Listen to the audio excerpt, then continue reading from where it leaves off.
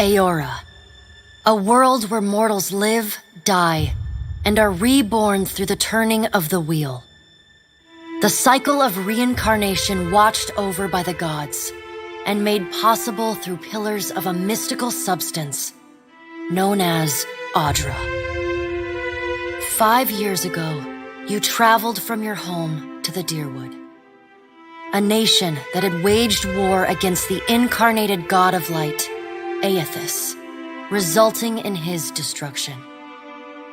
The country suffered from a plague of hollowborn, infants born without souls, that many believed was punishment for killing a god. In an ancient, secluded ruin, you witnessed a secret ritual that inadvertently transformed you into a watcher, one who can see and speak with souls. The ritual also gave you horrible visions, waking nightmares of a past life that threatened your sanity. To put them to rest, you pursued the man who had led the ritual, a seemingly immortal agent of the gods, known as Theos Ix Arcanon. With divine assistance, you confronted and defeated Theos, ending your visions and resolving the Hollowborn crisis. In so doing, you also learned the great secret that Theos had protected, that the ancient empire of Anguith had transformed themselves into gods. Your visions finally put to rest, you retired to the castle of Cadnua, built atop a massive statue of pure Audra, where you ruled in relative peace and prosperity.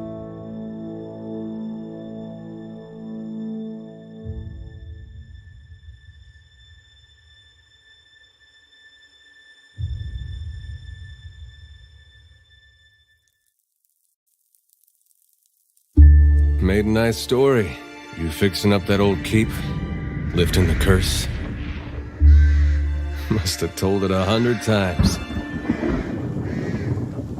But something got to gnawing at me. Thinking the spirits there weren't really at rest. That maybe the gods weren't finished with us.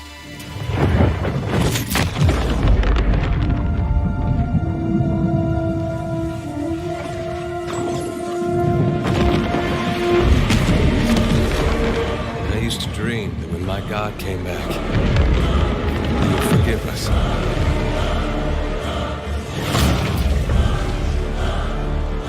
Last the trouble with dreams. Sooner or later, we all have to wake up.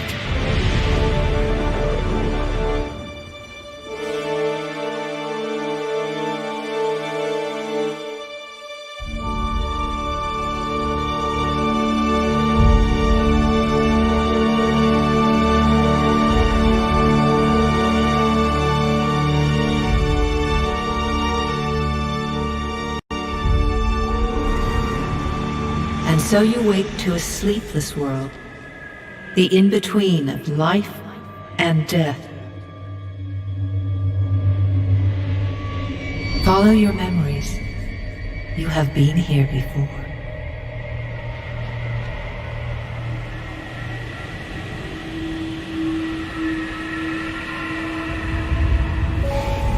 You have seen past the shroud. You are a watcher now. And the watcher you will stay.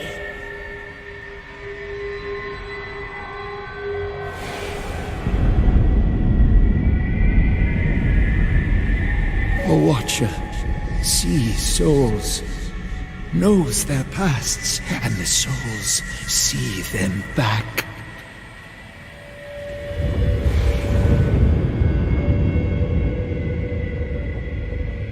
A dubious honor, inheriting a fortress both broken and cursed.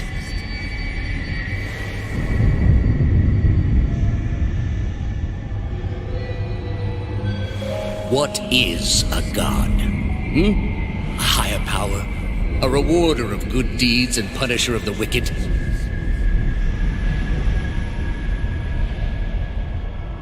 The gods aren't real, but something else entirely. Something created by people.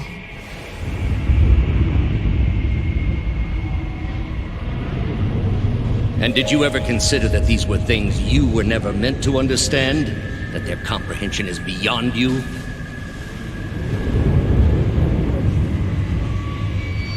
Let the world see. Let them decide what to do.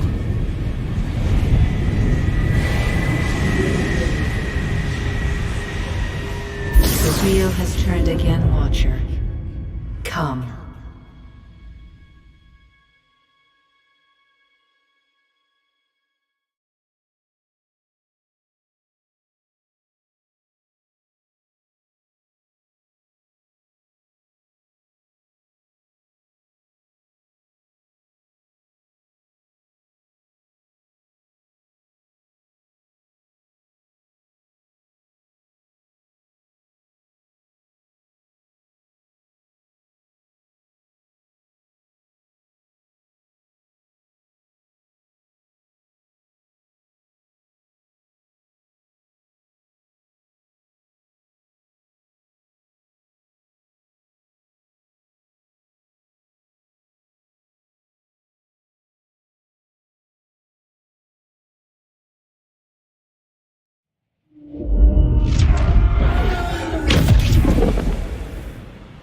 An aged dwarf shares this strange floating platform with you. His face is creased by so many wrinkles that his features lie buried amid shadowy pockets of skin. Still, the dwarf's well-practiced habits have left telltale tracks of a welcoming rictus across his visage. You can see his smile coming before it blooms, reshaping the dwarf's face from a hanging sack of flesh into something resembling an oddly carved, merry gourd, replete with unhealthy bumps and discolored splotches.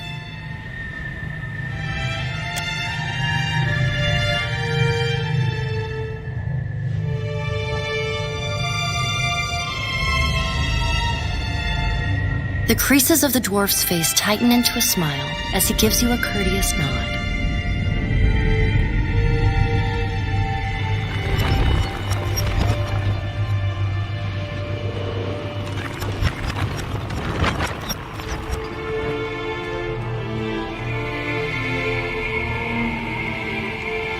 Sit, please.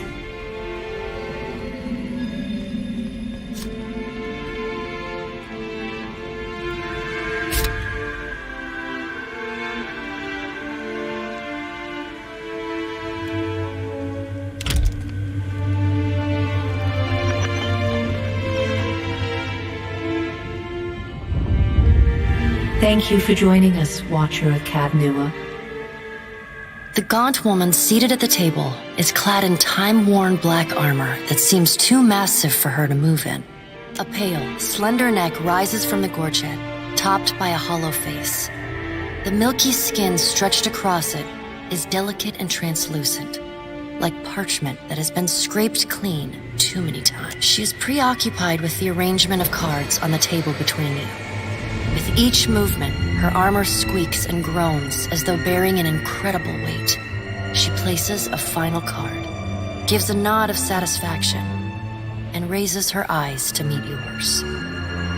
Your brush with the divine has drained you of your powers, fractured your memories. Look upon these cards. They represent the courses of your life. You alone know best how they flowed. Arrange them to fit what you remember.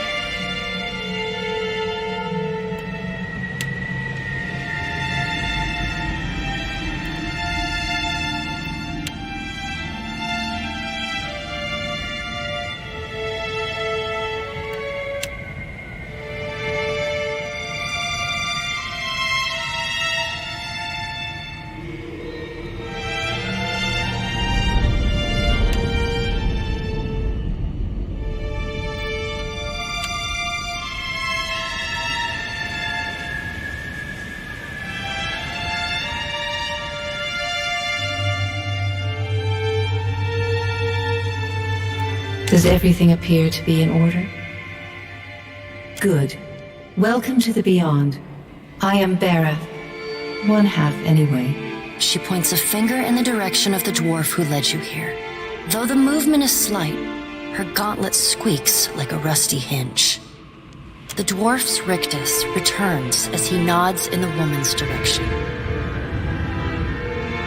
Tell me, do you remember when we last met?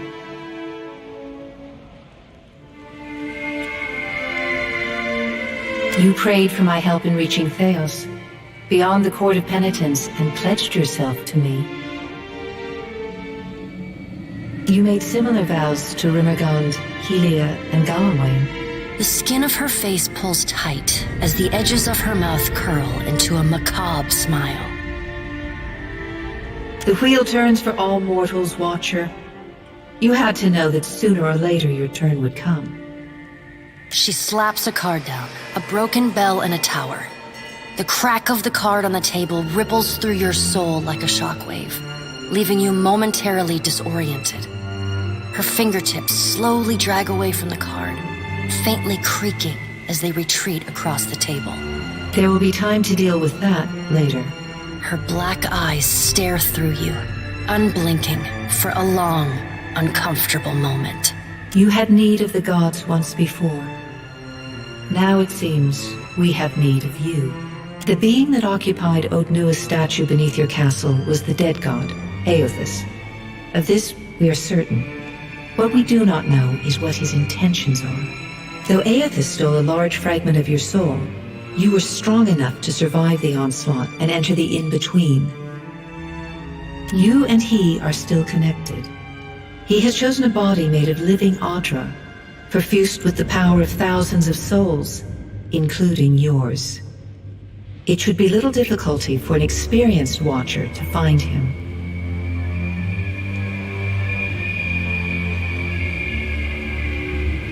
Taking a physical form in Aora is fraught with peril. Most mortal minds and bodies are incapable of containing divine power. It can lead to problems, as Aothus learned not long ago.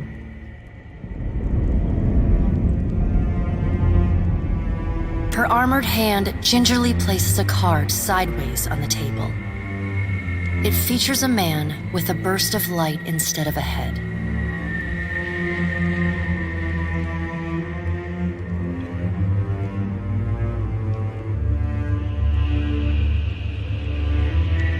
Did you care for the souls of the Deerwood who clung to you as they stumbled blindly through the in-between? You are a beacon to all of the lost, Watcher. Your soul gleams as brightly to them as Audra itself. For a moment, there is a glint in the blackness of her eyes, a flash of wondrous recollection. Those who have fallen in Aothus's wake are trapped inside him still. If you will not help them, who will? Of course, if that doesn't convince you, I can always return you to the wheel and find someone else to pursue him.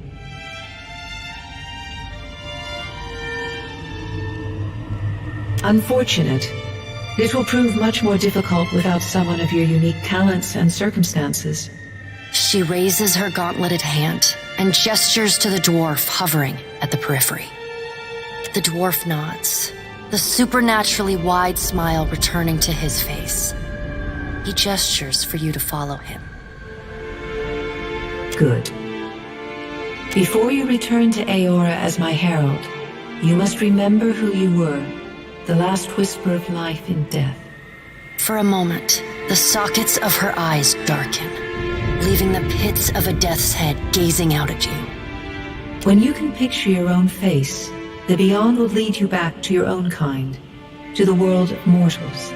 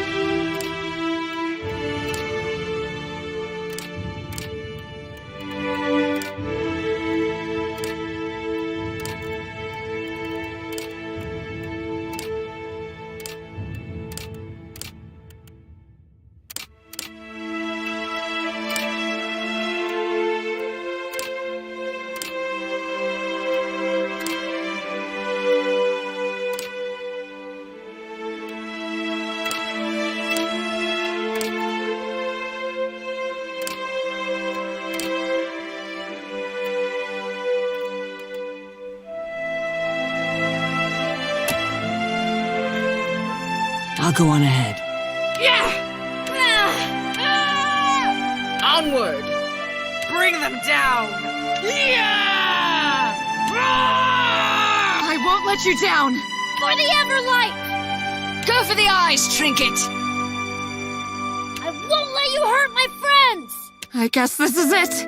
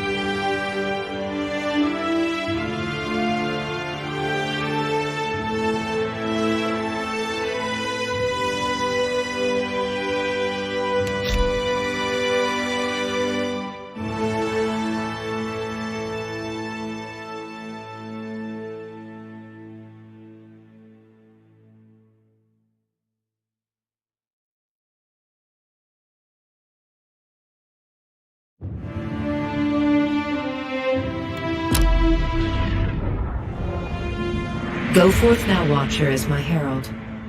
Know that I do not give you this title lightly. When the time comes, you will have the power to reveal the souls that cling to you, to open the gateway from the in-between to the waking world. Find Aethys. Learn his plans. When I have cause to talk to you, I will summon you. With a quick gesture of her hand, you feel a sharp pain in what would be your chest. The pain continues, intruding deeper into your soul. Looking down, you see a small lump of darkness roiling within you. The darkness lingers there, but the pain abates and fades entirely within the span of a few seconds. A chime. Do not fear, Herald. It will not harm you unless you choose to cross me again. The pits of her eyes darken briefly, flashing a death's head your way. The translucent mask quickly returns, and her gauntleted hand gestures to the dwarf hovering nearby.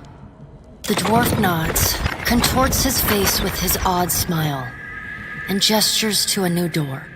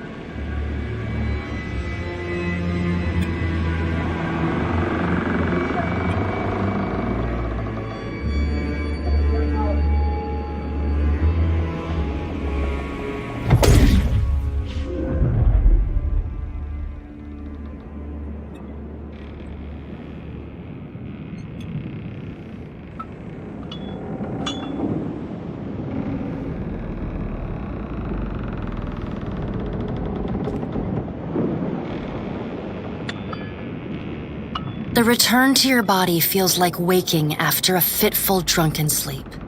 The rocking of the ship sends pain jolting through your limbs. Crashing waves hammer inside your skull. My lady, have you returned to us?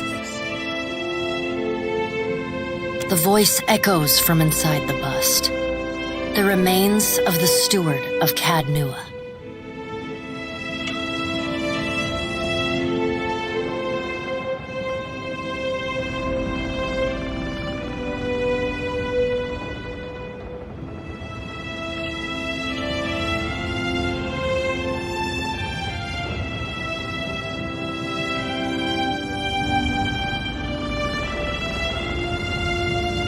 How are you feeling?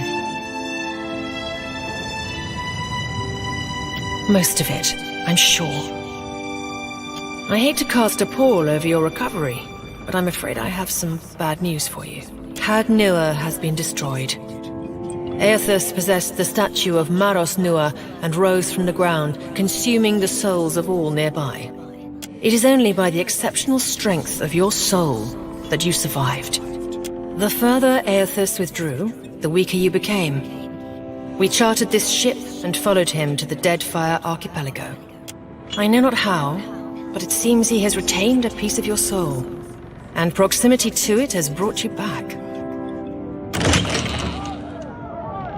Misfortune's brewing topside. Magrans fires, the captain stirs. An older man with ale-sour breath rubs his bloodshot eyes and stares at you. Engrim, the smell of drink on your breath could wake the very dead. Now what's this about? Pirates. They're demanding parley with you, Captain. It would be wise to arm yourself first, my lady. You'll find equipment in the wardrobe next to me.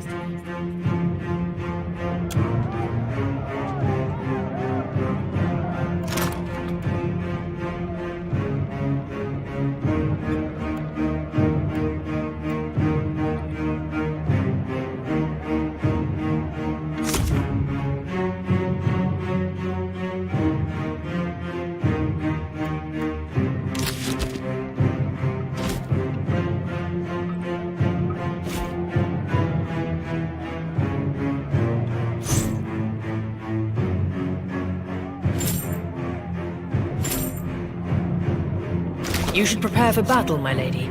I would not wager on the mercy of pirates.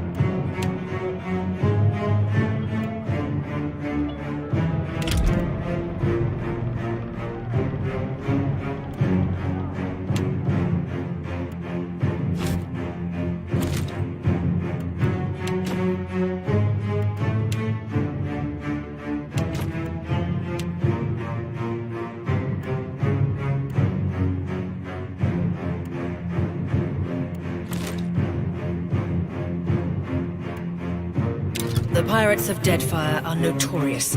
I suggest you deal with them quickly.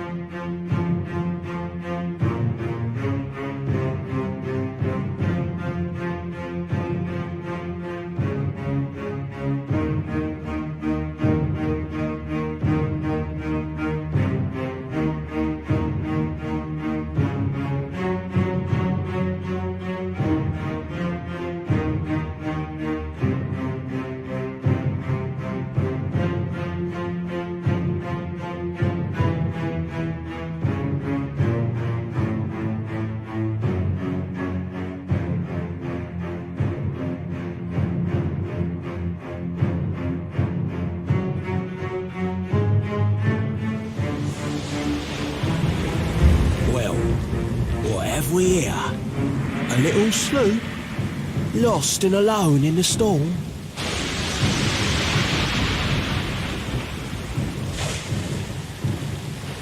I'll be taking your ship now, if you don't mind. And especially if you do. Give her up easy, and I'll see you get a swift death. It'll be bloody and agonising, sure. But at least it'll be quick.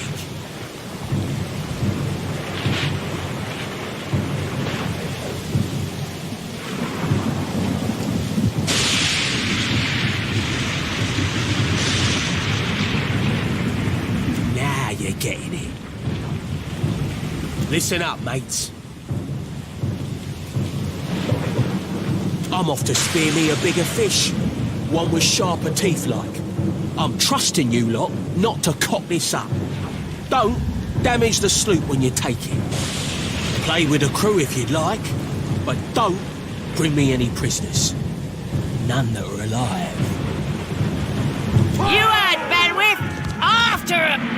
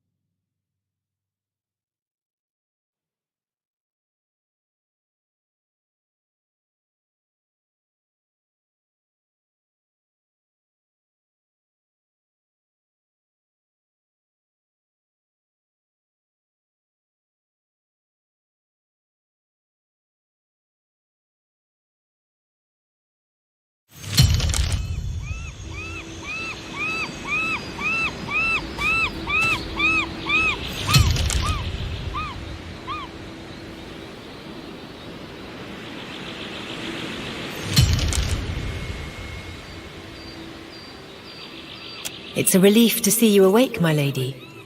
I worried you were in for another long sleep. Unfortunately, I believe we'll be needing the Defiant yet. Unless you mean to settle down on the island for good. Patching the hull is only the start. You're going to need help getting the Defiant out to sea again. And a crew, for that matter. Whatever your aims, I'd say you have a better chance of accomplishing them with some assistance. Let's look for survivors first. Supplies after that. For now, I'd say your best bet is to find some sign of civilization.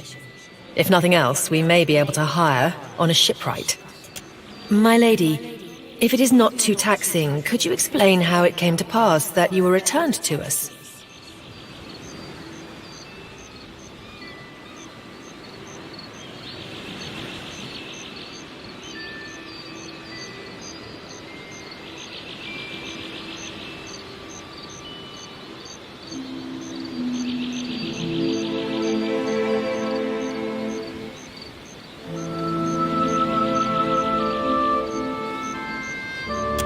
Perilous endeavor indeed.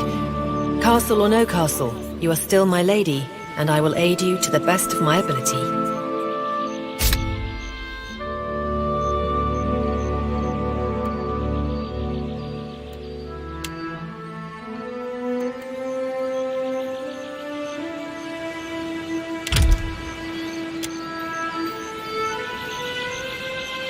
So many souls lost. Surely someone else survived.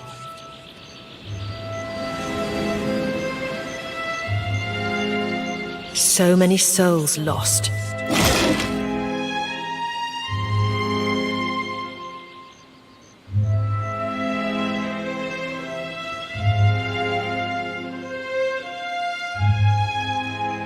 Surely someone else survived.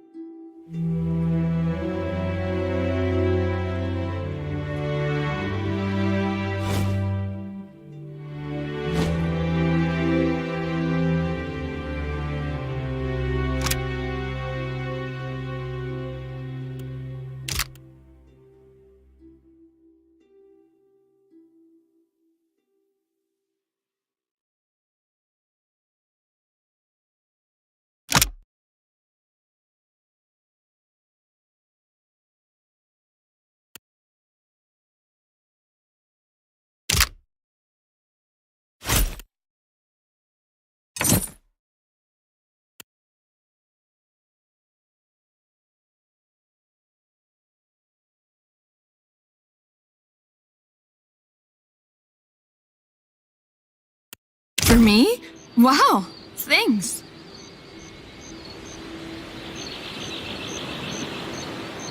You mean like this?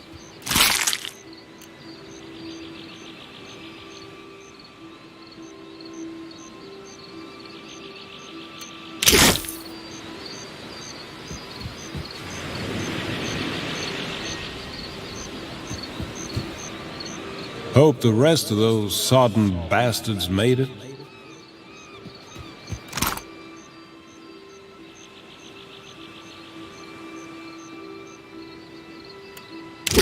We must do what we can do.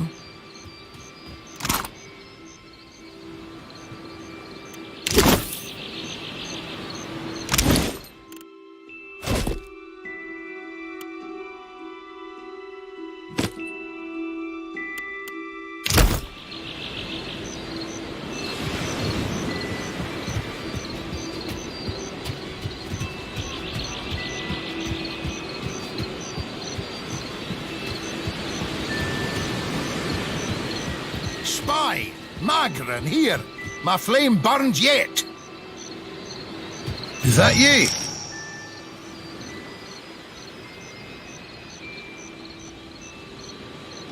You woke just in time for the fun. Fighting off motherless raiders one moment, flung into the freezing depths of Ondra's bosom the next.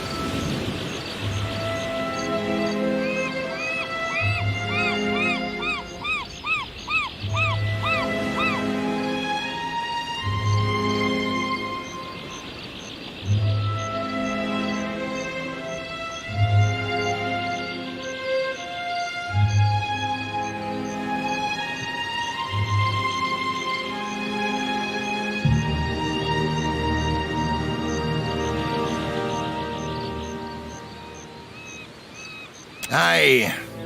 Magran learns us poor bastards that a little excitement's good for the heart.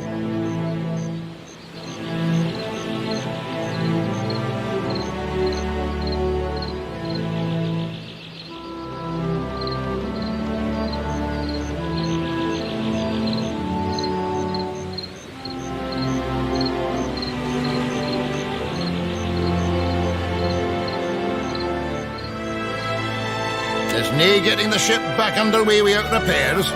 Yonder road inland seems the best chance of that. You want to be kicking some of the corpses before you go, see if some cry out. We need a crew if we're to set sail. Fine way to stretch your legs after such a long sleep, I'd say.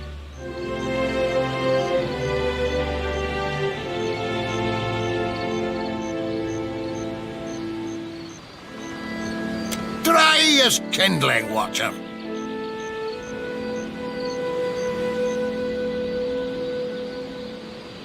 Good. I'll start a fire. All right.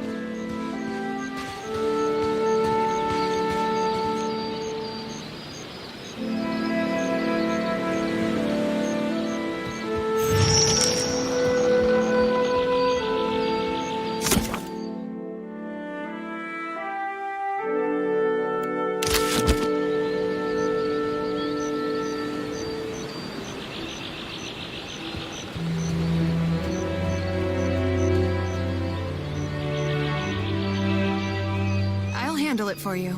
On solid ground, aye, but the world.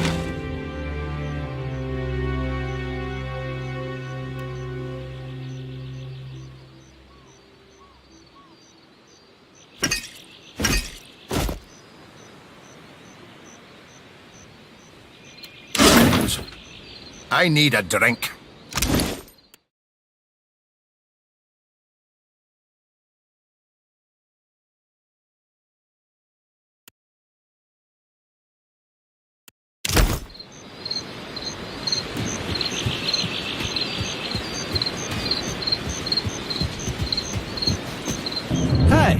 Fancy seeing you here.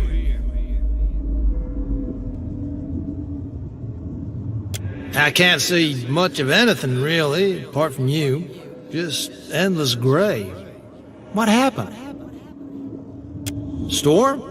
That's strange. You'd think a man would recall a storm. It's like someone cut away a part of my memory. There's just this big black hole. It's weird. I thought death would be different. Big light and so on. But I don't see anything at all. Just you. Oh. Suppose that sounds nice enough. I'll follow you then, shall I?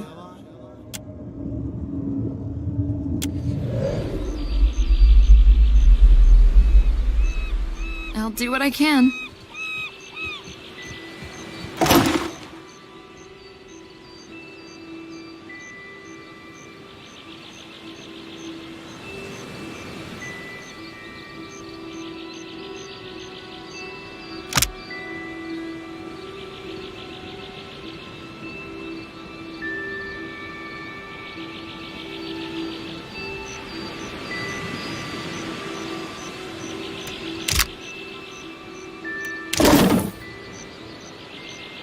You mean like this?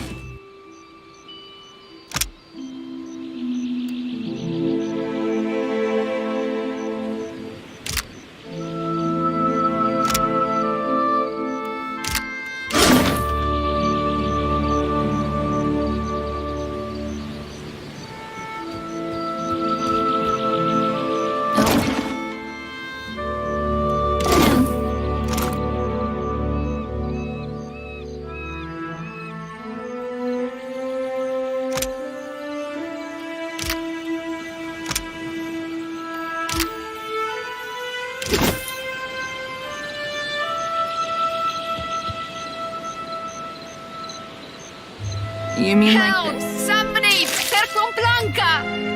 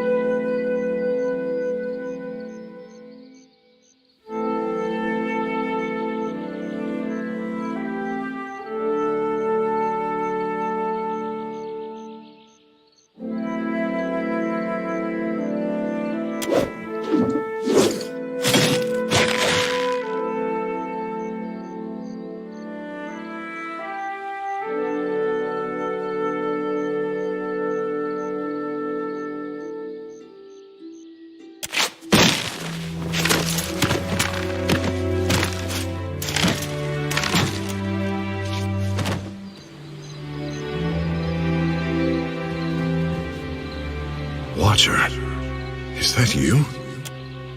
It is strange. I see nothing. A gray nothing. What happened? I remember the ship listing under our feet. Something struck me.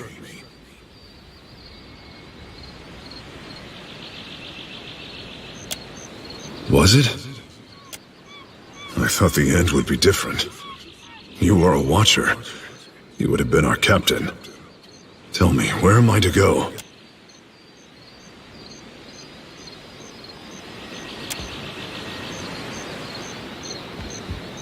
You're looking better, Casita. That, or I'm worse off than I thought. It's my leg, Matico. It hurts even worse than it looks.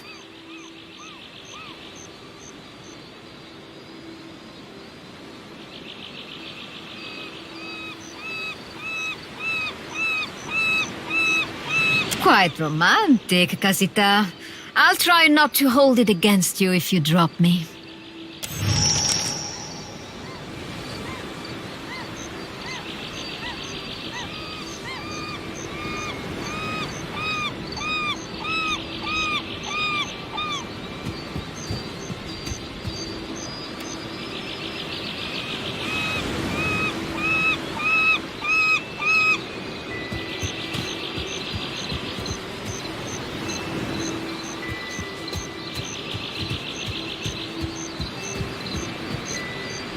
I'll hand... Wait for you.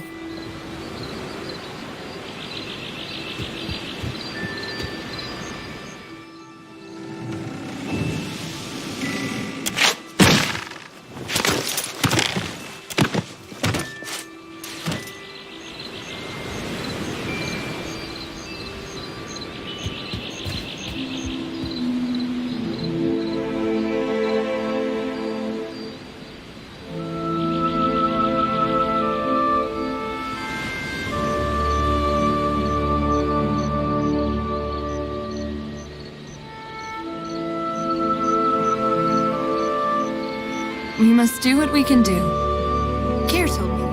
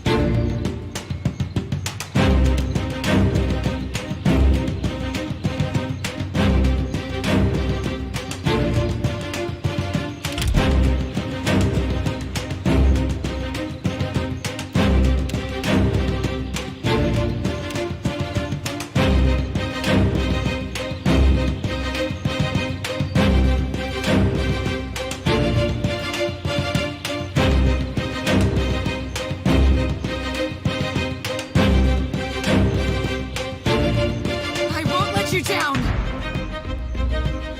Lavaru, beyond!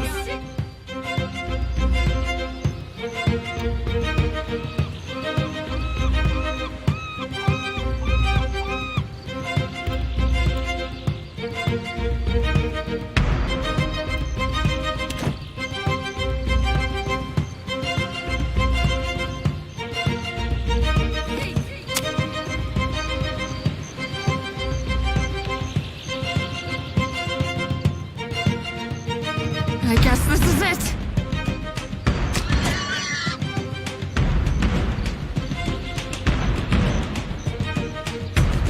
I'll hit... Wait for you.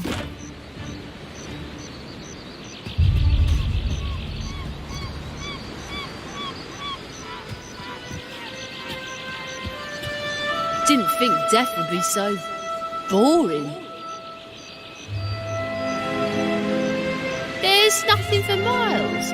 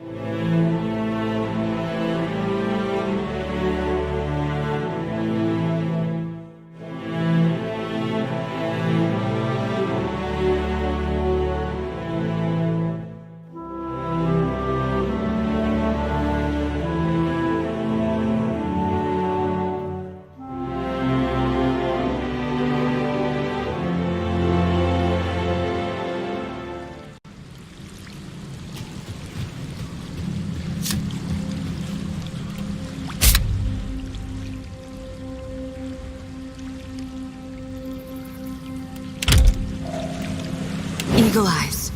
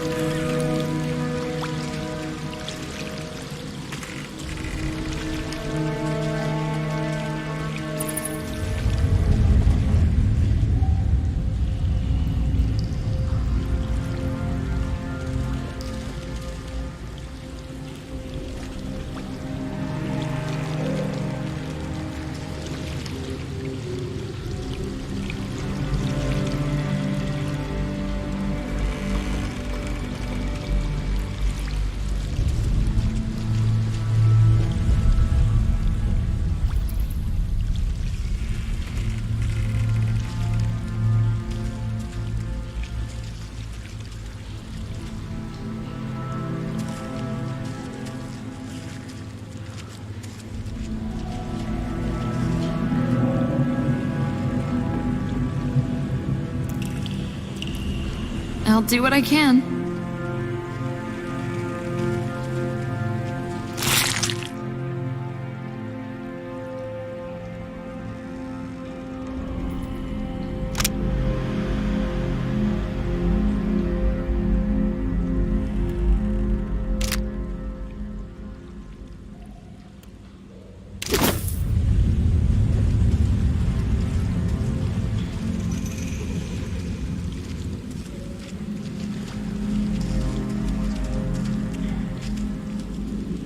Damned pirates! Andra, take your scabrous souls for fish food. Well now, thought you were good as a corpse, if I'm honest. Good to see you on your feet, but watch your step. There's enough traps here to cut us both to ribbons. Been trying to find a way past without losing a leg or getting a face full of poison.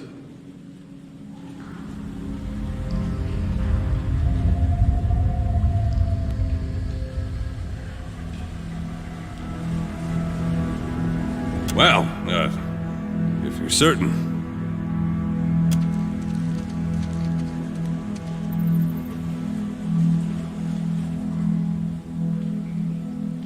It's just bats and stinking corpses in this cave. You find anyone else?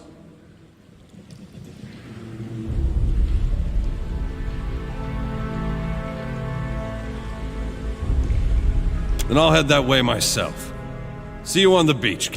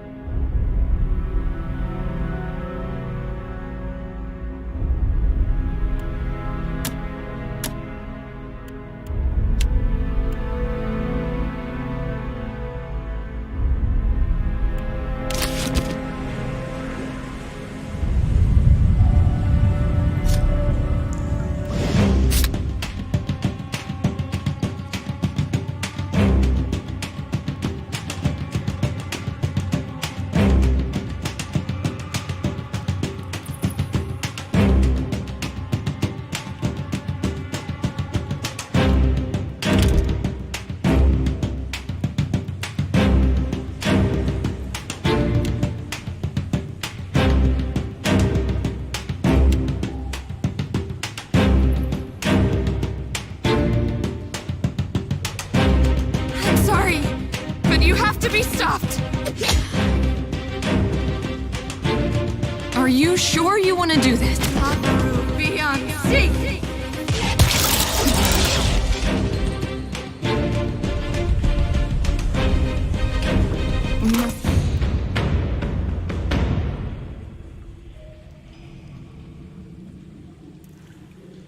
What we can do. Care told me that. Anyone else see that? I can hear them by their heartbeat.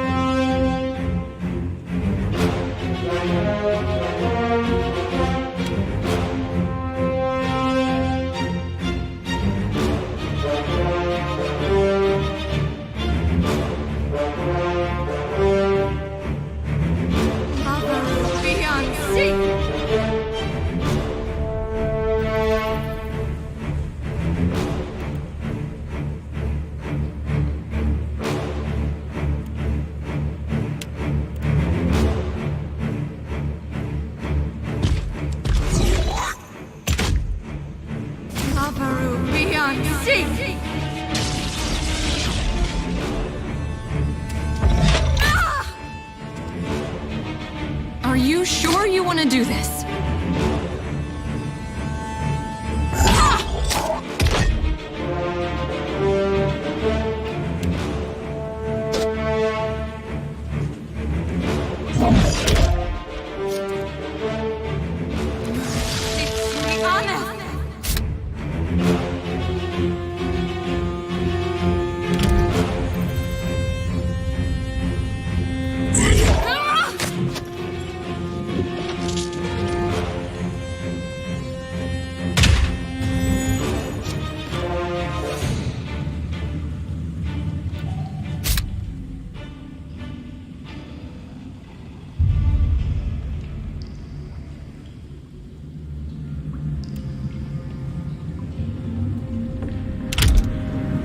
I'm with you.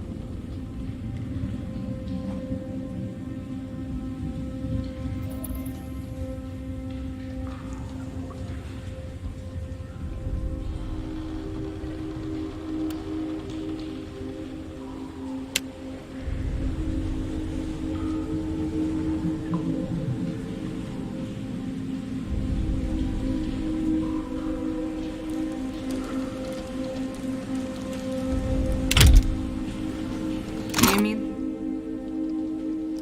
this?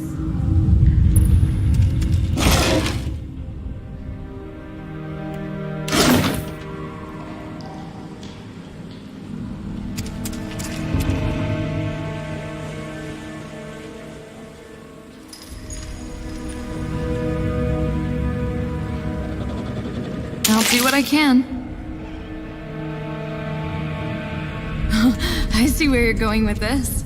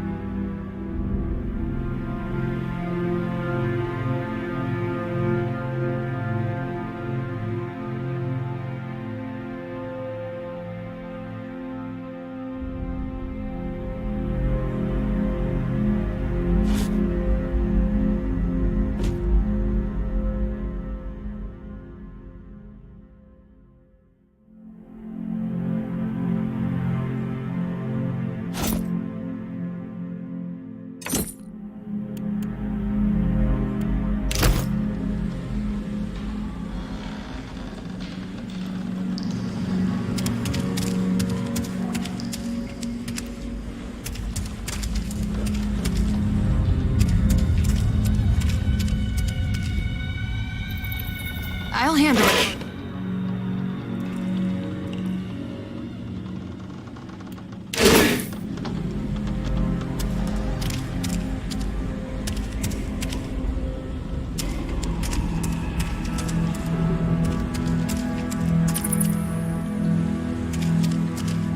I can hear them.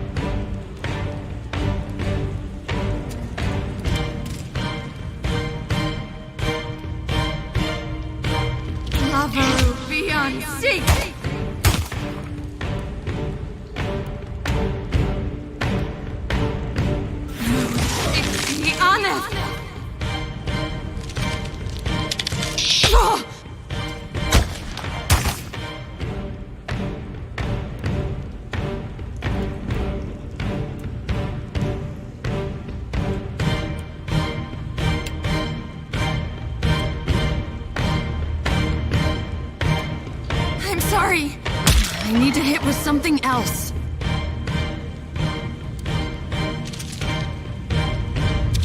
I'm cutting you down to size.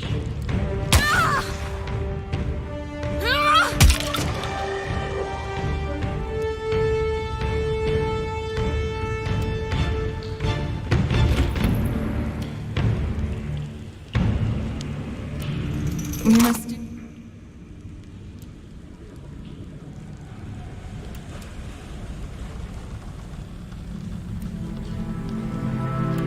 can do.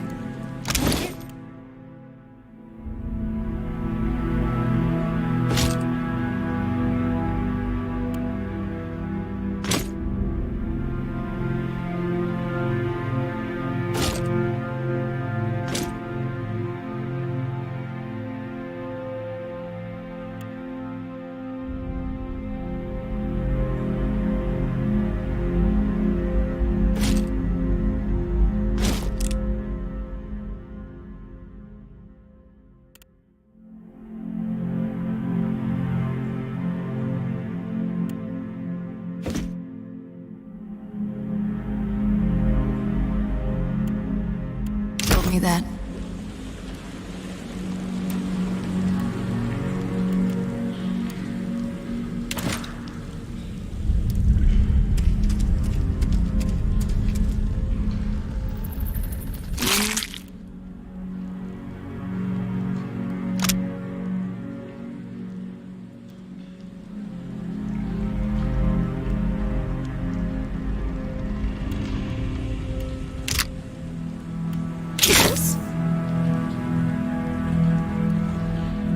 There's a key for every lock. Get it?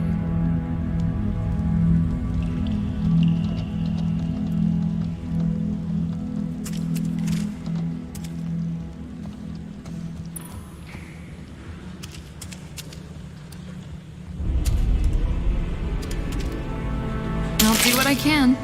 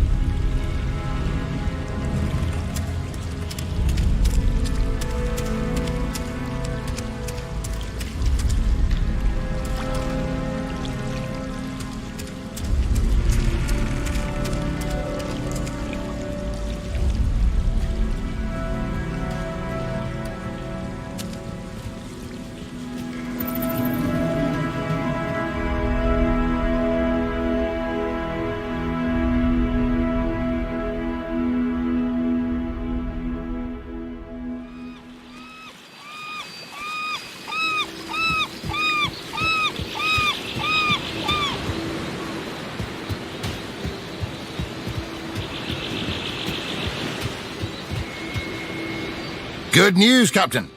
I found some supplies must have washed ashore. Even better, I've located some spirits. The mundane kind, I mean. Nothing that requires your talents, Watcher.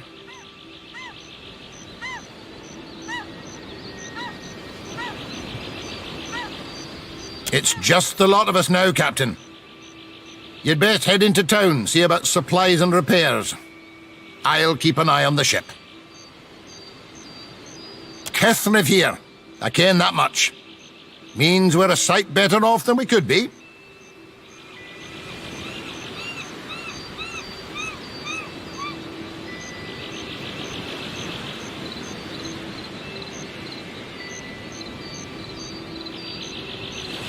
Course, it's surely pirate territory. They've a number of bolt holes out this way. I'd nae be surprised if that cave up north is one of them. Could be they lie in wait for us, even as we speak. Not a one. We've come away from this one limping, Captain, but we live to see the next battle through.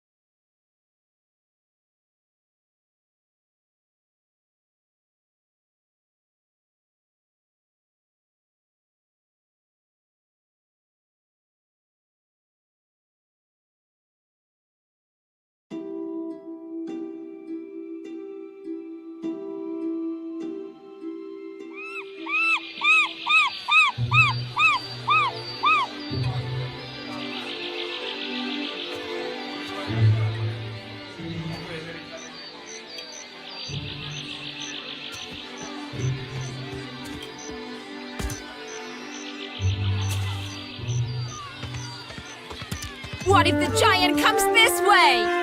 Please, everyone stay calm.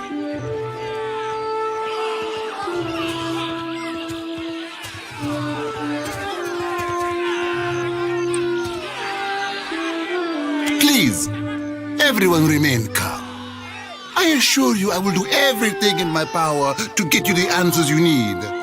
Our friends among the Huana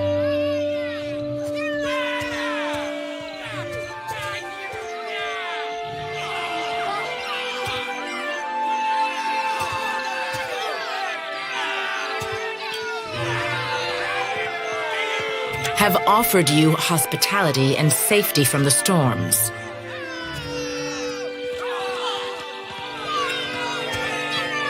Yes, I think we are all keenly aware of the debt of gratitude we owe to the...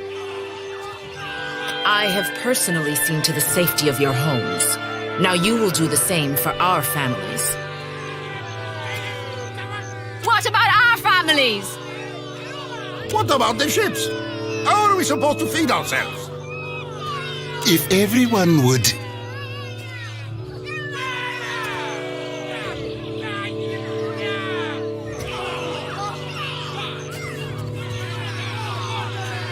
It's one of the pirates.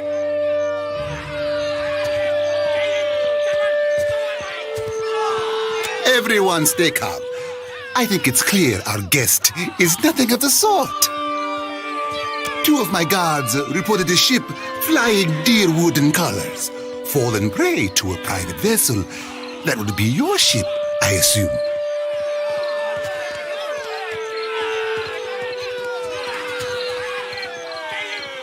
That would make her lucky. Your own vessels do not usually fare so well. Quite.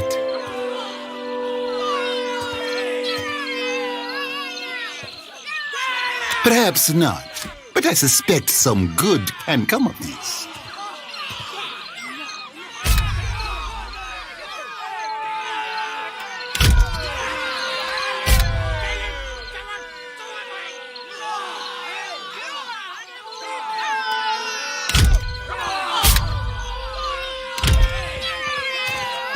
Percomplanca, everyone, forgive me.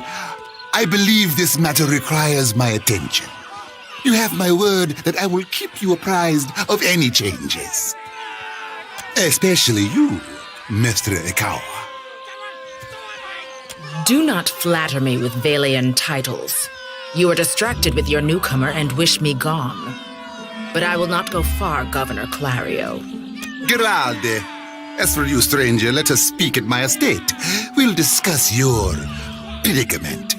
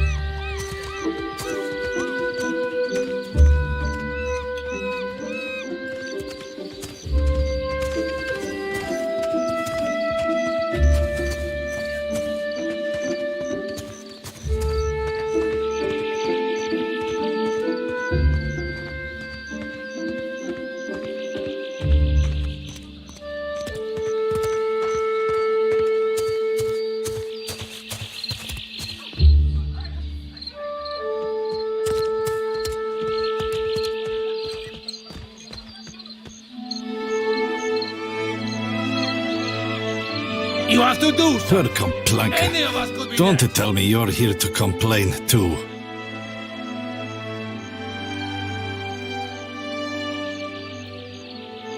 The virus. Are they recruiting right off at the docks? You would think the Juana were storming the Kraken's Eye as we speak.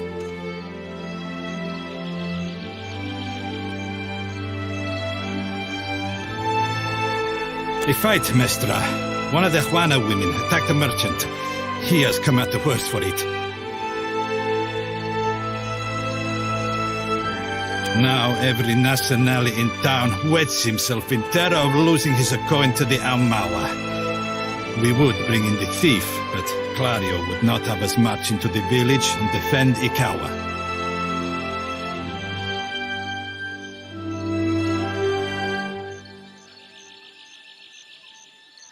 much longer, and I do not think any of us will have a choice in the matter. If you wanted the details of it, speak to Rinko himself. He will delight in telling you the tale.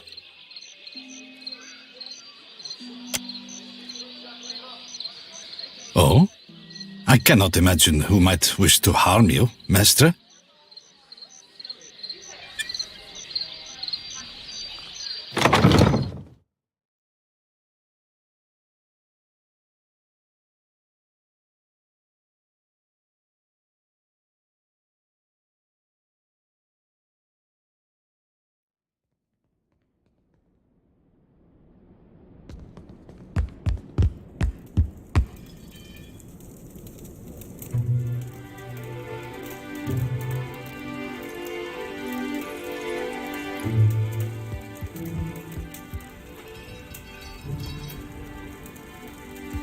I'm keeping Papa company till he's better. I'll handle it for you.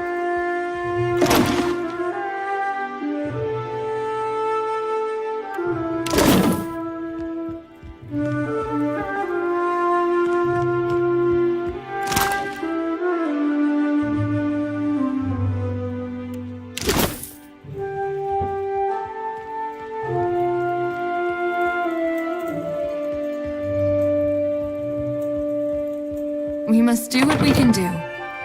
Kier told me. Who's there?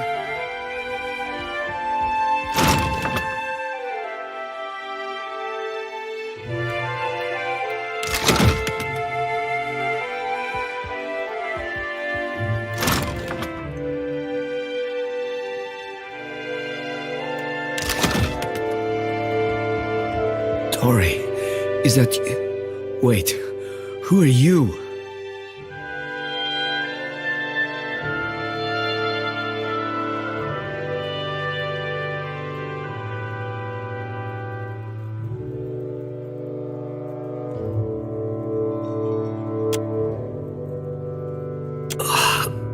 Come to laugh?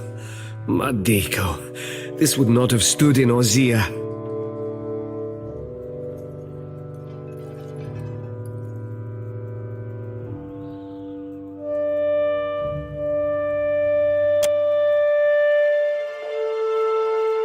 Maybe you are right. So you are visiting? What do you want? Iswana! They are an unreasonable people. I was enjoying a night of cards when one of them attacked me, out of nowhere. I had not spoken a word to her, the mad devil. Look what she did to me, my ear. When the fighting is over, she takes my coin purse and strides away, bold as anything.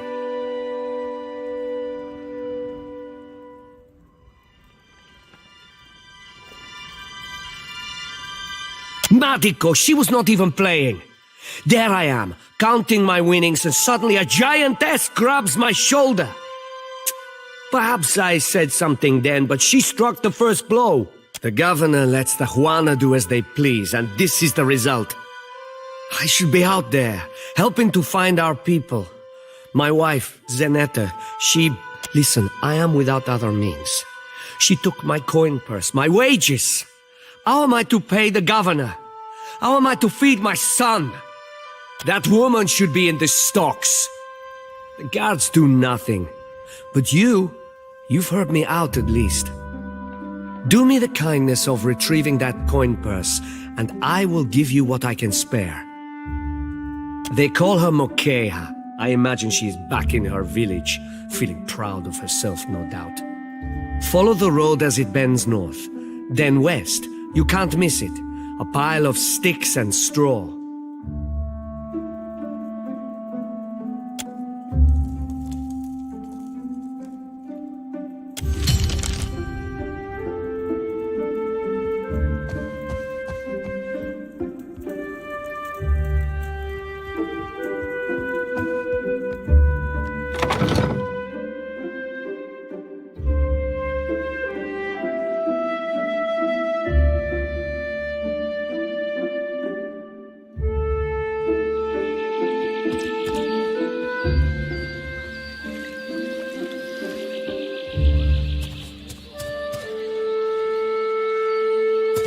What mar...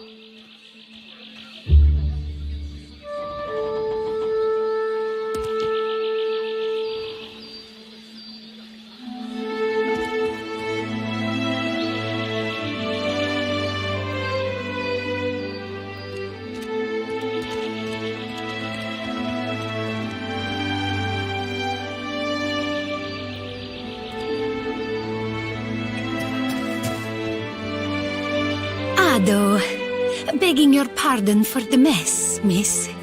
We are still recovering from the storm. We have supplies here for the paying customer. Provisions for the road, perhaps?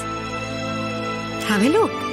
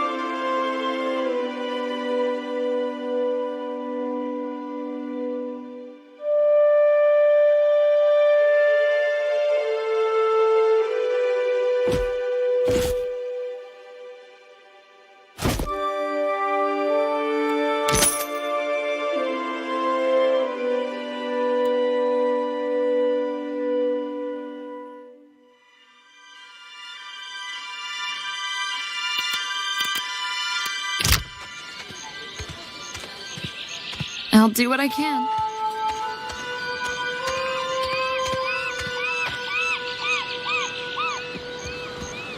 Fresh fish! Race you I to have the coral. many fish here to trade. I caught them myself.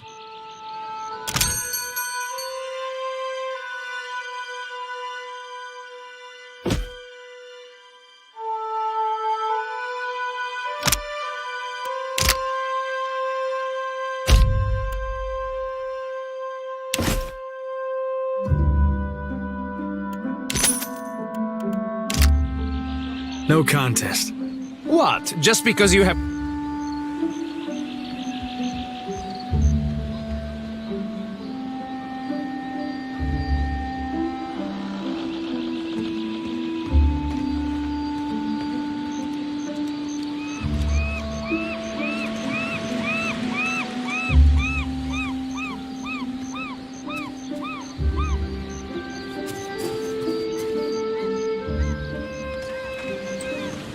These dawn stars drive me mad.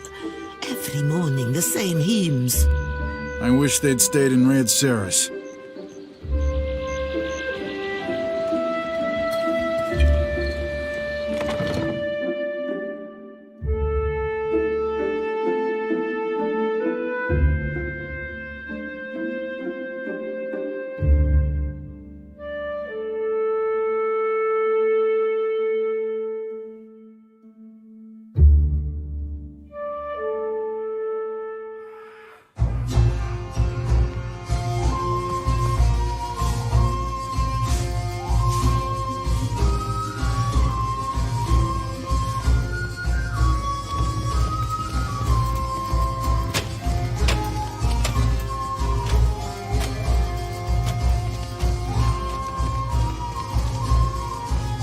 Sorry, we haven't any rooms for you.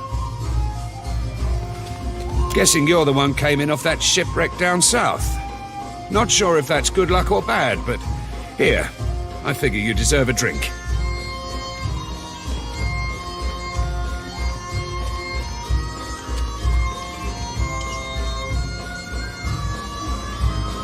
Can't help you there. Governor Clario's the one to talk to. Half the town's patching up whatever's left of the ships in the harbor, but might be he can pull some of them off to get you on your way. Guess you haven't exactly seen the prettier side of the place since you landed, right? It's the only town on the island, if you don't count Sarahuzi, little Juana village out west.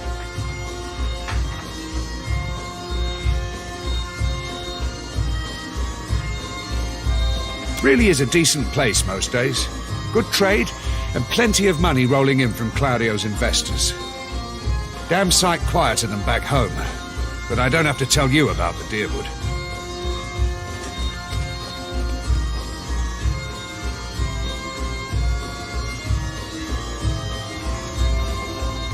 Ain't right doing business sober. I could fix that for you.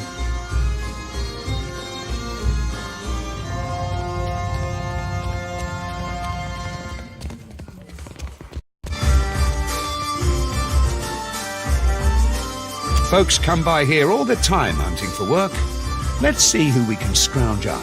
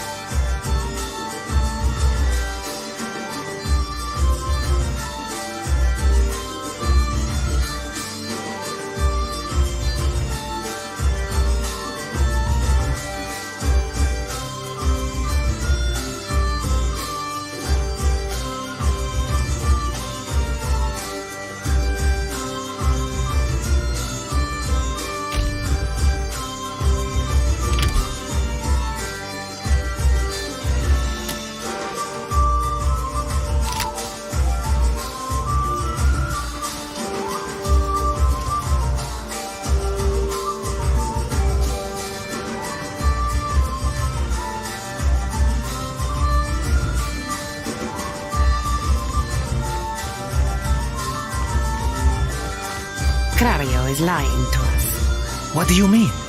Our ships are gone, and the pirates root all merchants.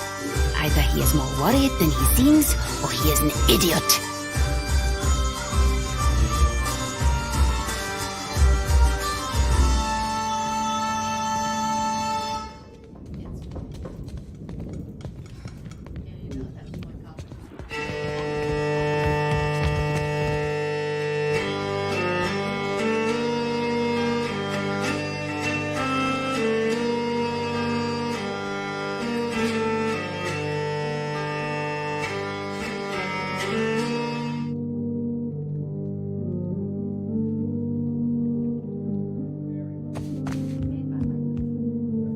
How does it work?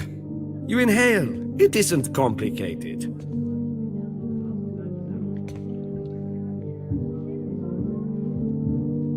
Ha! Maybe I was wrong. Welcome, my Mika. Do you wish to partake?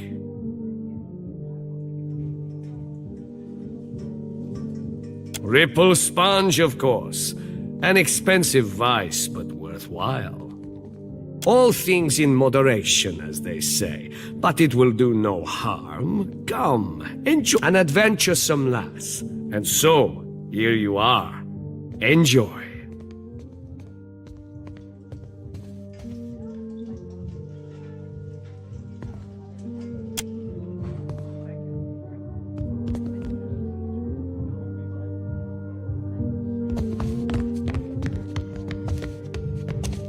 There's a key for every lock. Get it?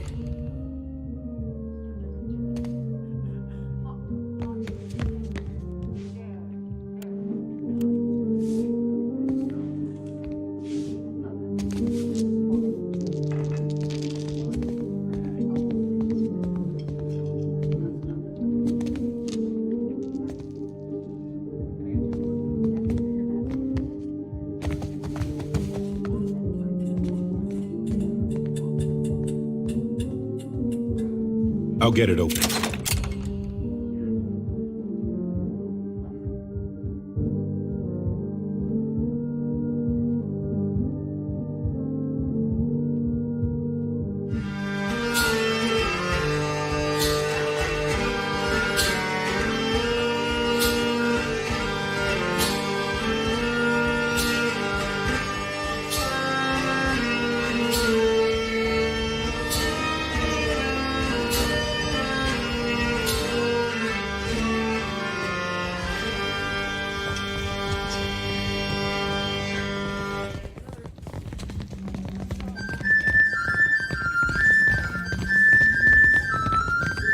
You must gather your party before venturing.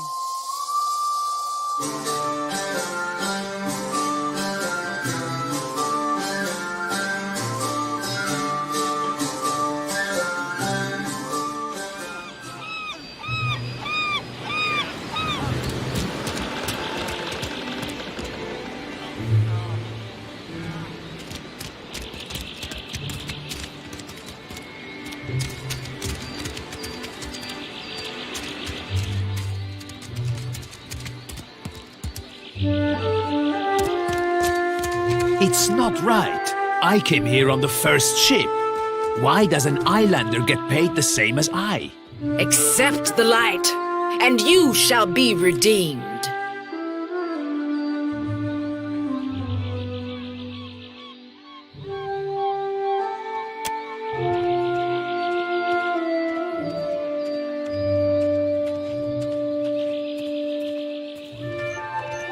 Sei futtito! Madicchio! I did not sign up to be burned!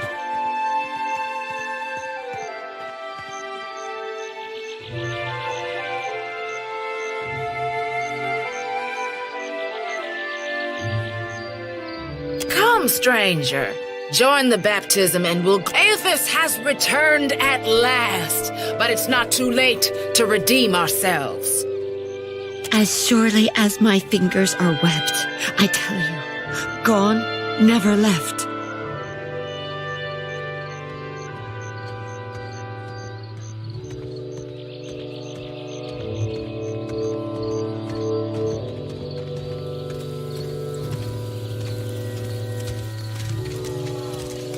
Sakes alive, Wanglis. Ain't we got more pressing matters to attend to than a baptism?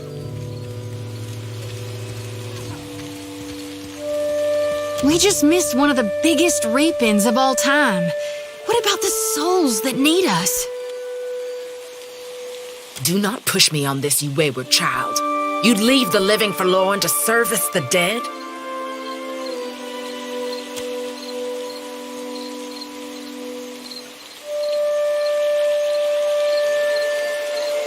Here, I'll light them all at once.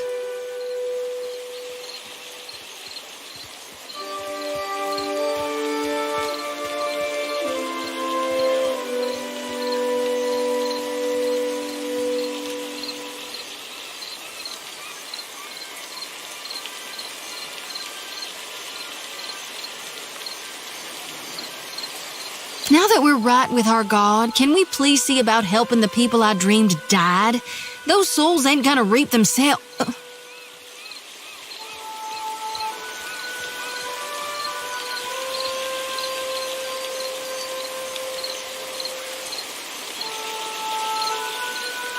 I'm guessing you're not here for the baptism.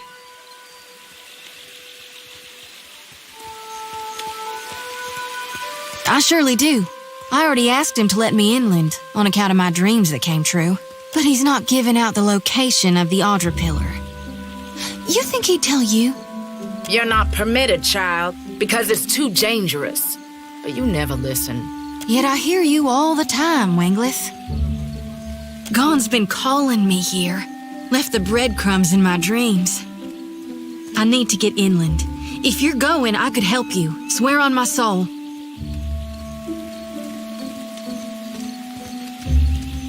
There are souls needing their last rites. Enough nonsense, Jyoti. No one knows if anyone's even died. You've no business going in there, risking your own safety. Wenglith, you guide the living and I guide the dead. We all serve our purposes. So what's yours?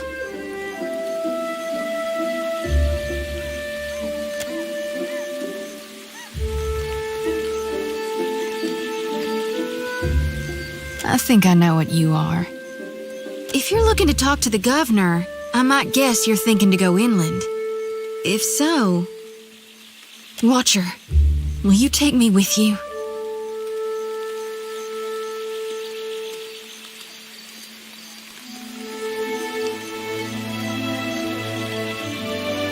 Reckon I'm good with wounds, both inflicting and healing them up.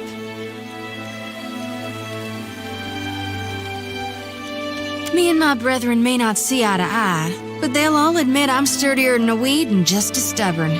I won't die on you before it's my time.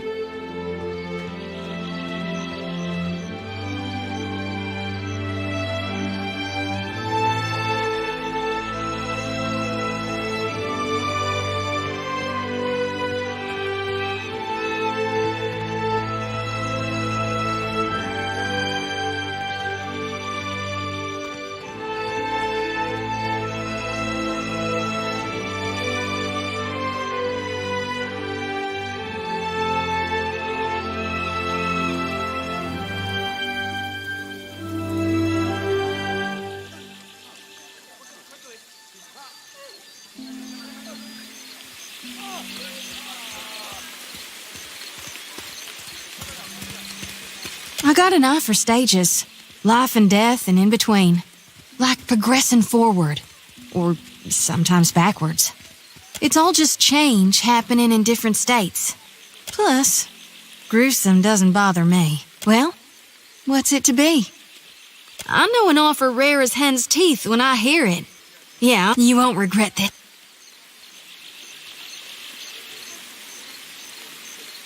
At least take care, child. Come back to us in one piece. If not for my sake, then Samhain's. So don't tell her. What the High Priestess doesn't know won't hurt her.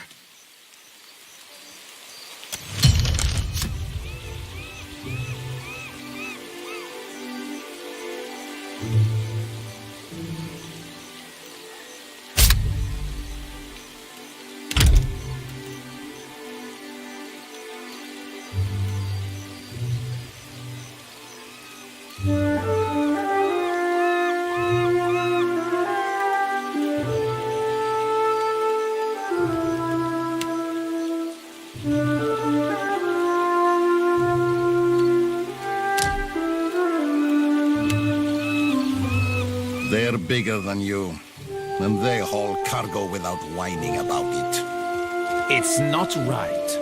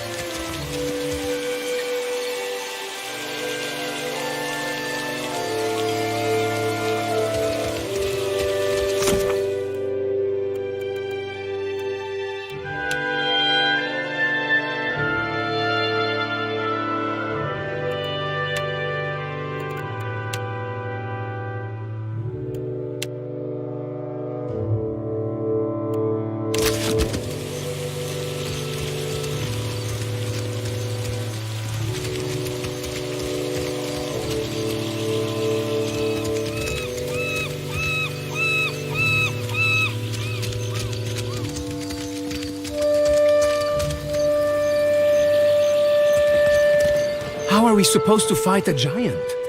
We don't. We run. Where? There is water on all sides. And then run in circles. Merle, leave me in peace.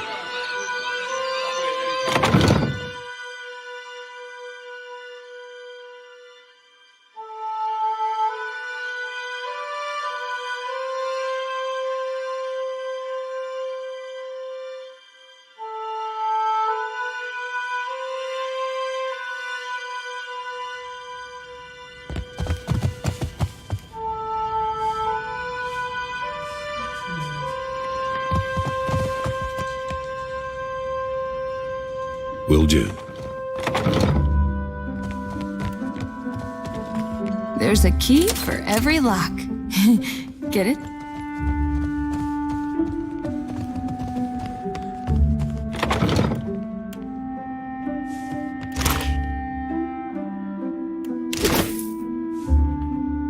You mean like this?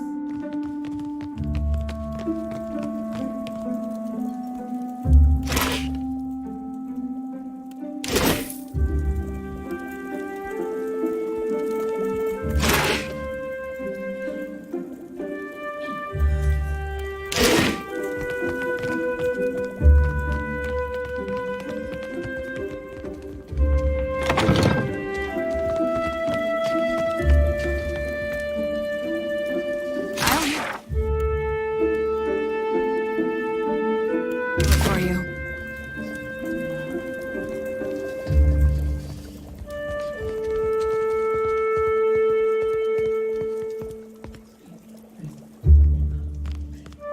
Ah, yes, there you are. As governor and under the auspices of the Valian Trading Company, please allow me to officially welcome you to Port March.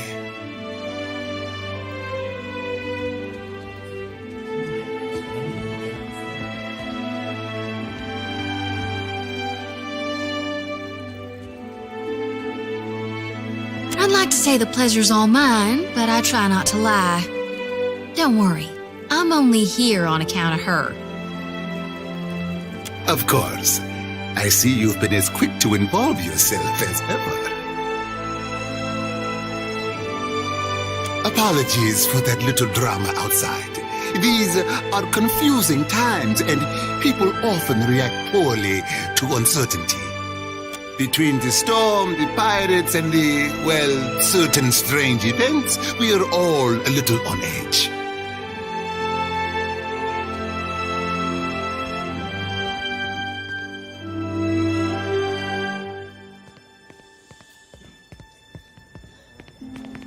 Yes, your ship. You're stranded, are you? It was a rough landing by all reports. A wonder you survived. Unfortunately, our own ships are in no condition to sail. We've had dealings with the pirates ourselves. They've taken their share of supply ships.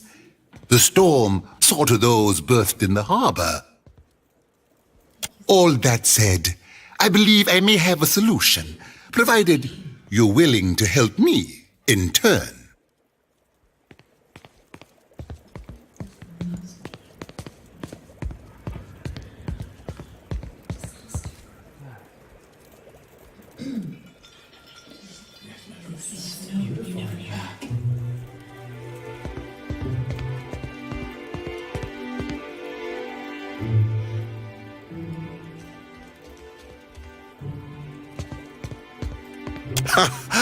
I would not put it just so, but let's move on. I have the guards on the lookout for pirate vessels looking to take advantage of whatever damage the storm caused. We've cannons enough to see them off, but I need every man ready to use them. There is a site of some considerable value elsewhere on the island. A value to the trading company, you understand. In point of fact, it's the very reason any of us are here. You're familiar with the luminous Adra trade?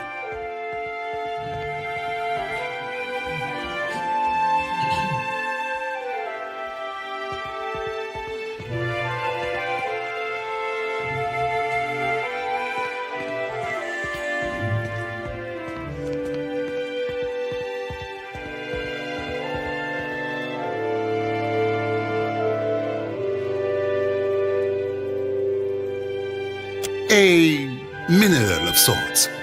I'm afraid my interests lie in the economic implications. As I understand it, luminous Adra holds concentrated essence, and it is only found right here in the Deadfire archipelago.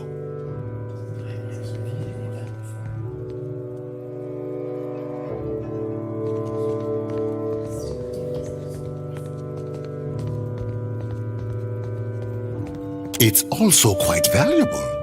When refined, it sells for considerable sums. The trading company has invested a lot of time and money into locating sites suitable for mining and processing. That's a colorful way of putting it. Energy, really, is more apt. It's not quite a matter of digging up the spirit of your old grandmother.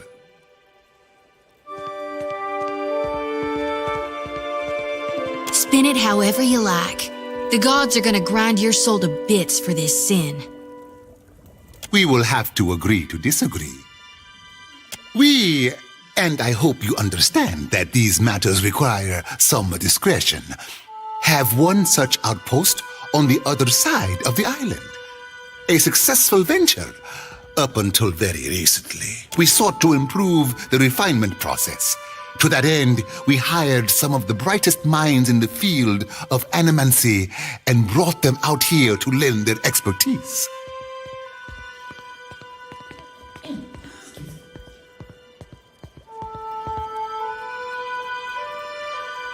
And then one evening, a storm rolls in out of nowhere, and my scouts begin to report that a giant has marched its way across the island towards my dig site. What am I to make of that? We haven't heard from Mestre Odorisi since, nor any of his assistants, or the workers. I must know what has happened. If if his work is lost, then everything that we have worked for is at risk, which is where you come in. You need a ship, I need information. See to this for me, and I'll set half the town to work. We'll Gilade, then we are agreed. I will assign men to keep watch over your ship. You will find the dig site on the eastern side of the island. I'll mark it on your map here. You'll do it for the Watcher, but not for me? I see how it is. Yes. Why wouldn't I want a pack of Dawn Stars crawling over my Adra mine in search of their lost deity? One more thing. If you should recover Odorisi's notes, know that they would be of great value to me.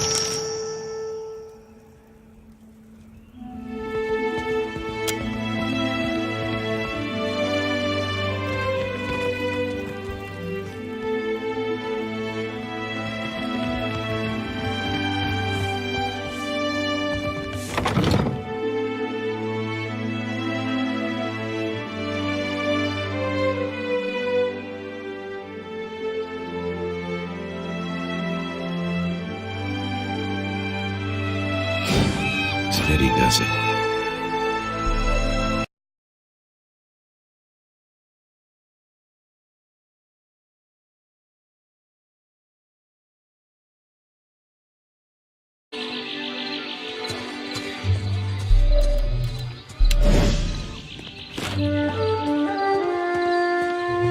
Can do.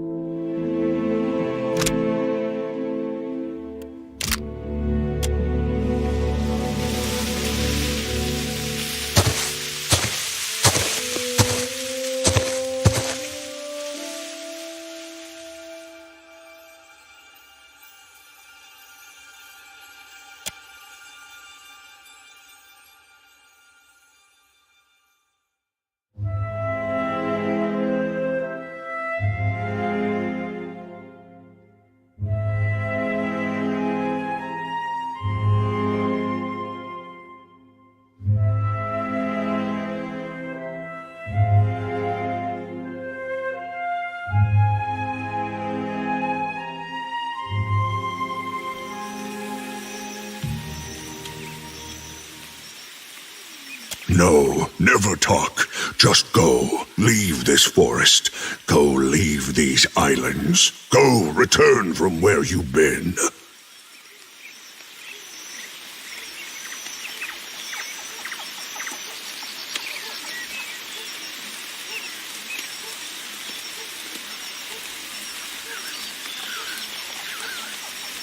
They never ask of me. They always know better, they think, than me in this wood.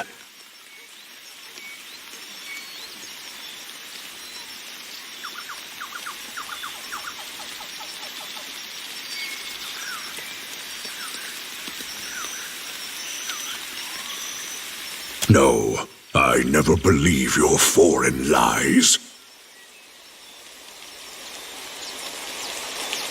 Said as if a word never hurts a person. You go. Speak quickly, then. Your words disturb this place.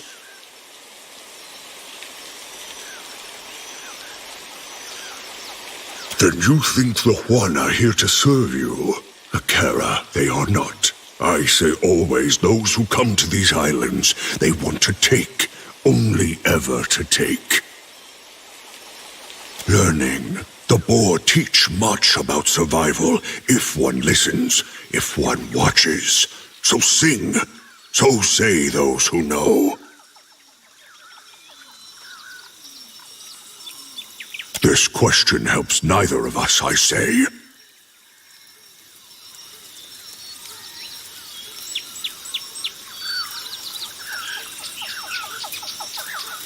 Always you foreign sorts speak of your changing god.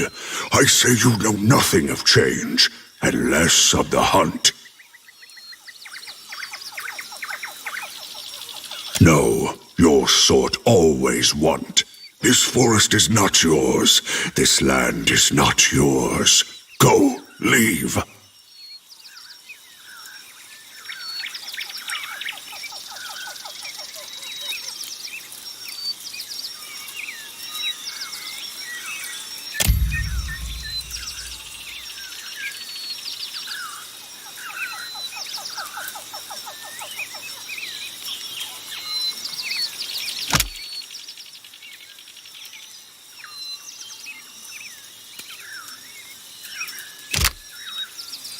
Then go, take this. They protect you if you speak true. They tear out your throat if no.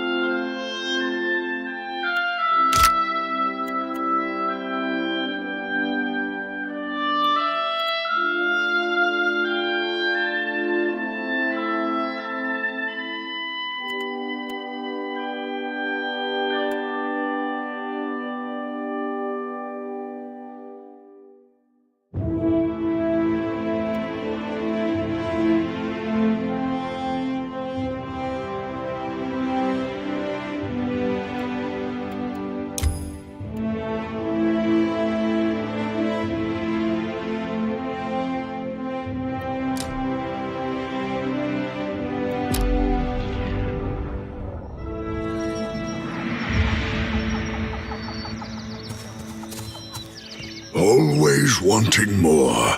I've given you what you asked for. You go now.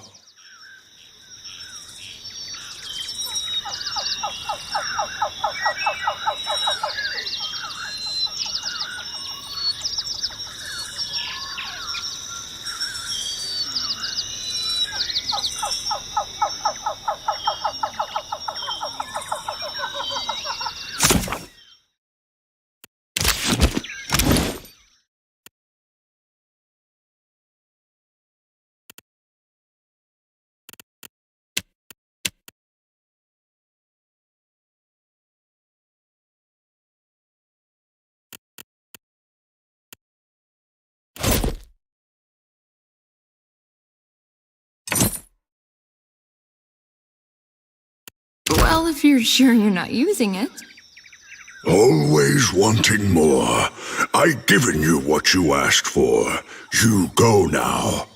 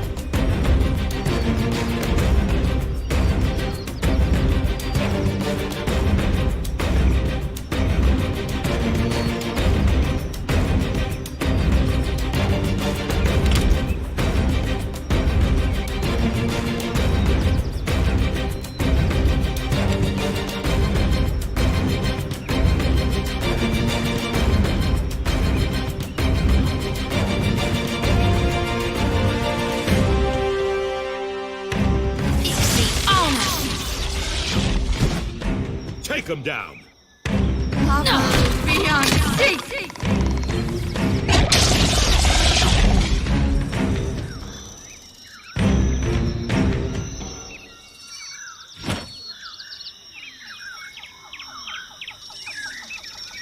I'll do what I...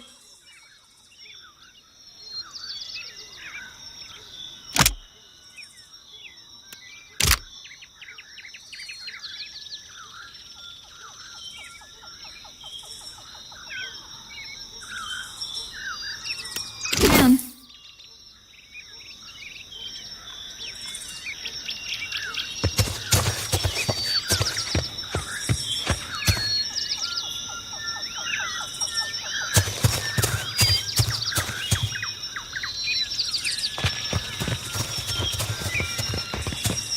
You must gather your party before venturing forth.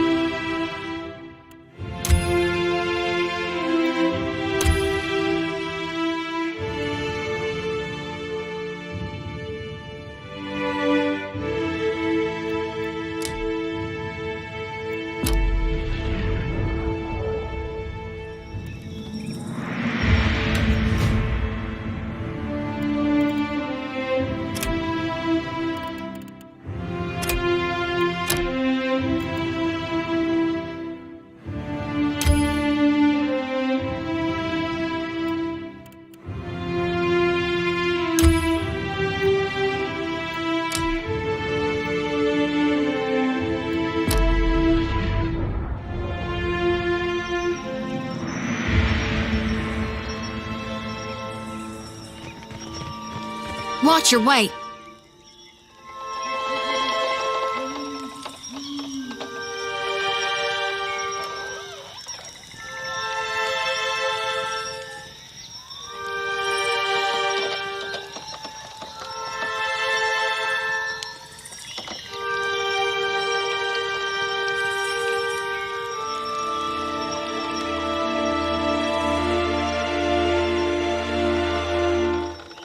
If you'll spare me a minute, I'd like to perform a last rite for these poorly departed. Please, Watcher. Without my guidance, they might have a hard time finding the light. They'll be lost, never making it to hell and back. Or they'll wander and eventually find their way, lifetimes after they should have.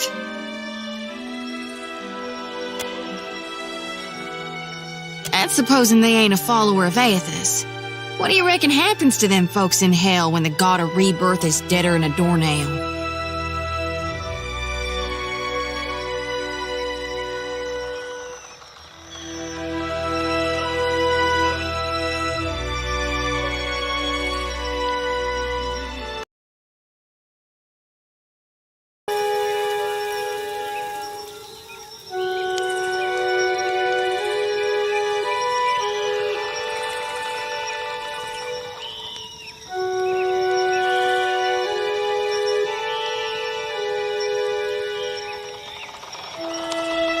Mighty kind of you.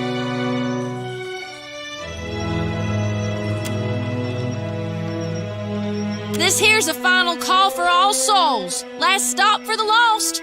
Gather round now, I'll cut you loose and haul you into the light.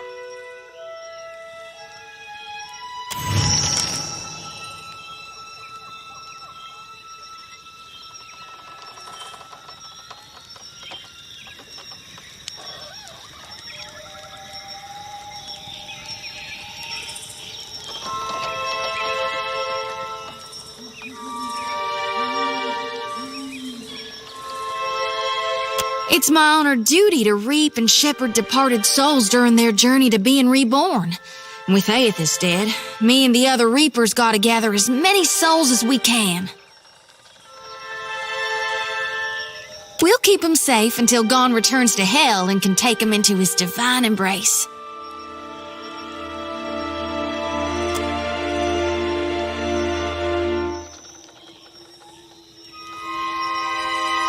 I'm keeping lost souls.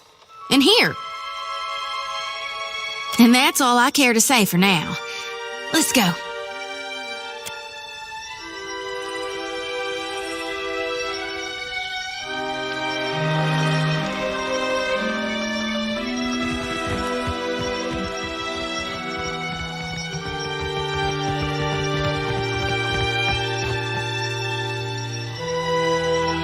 I'll handle it for you.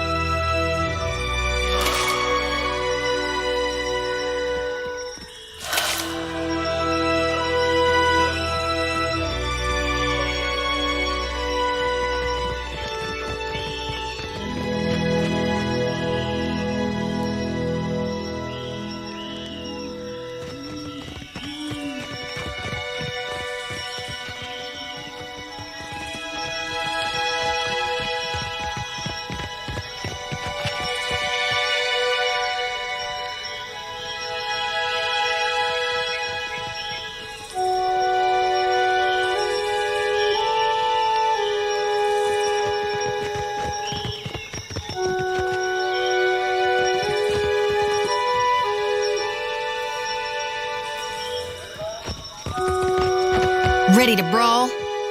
Let's go!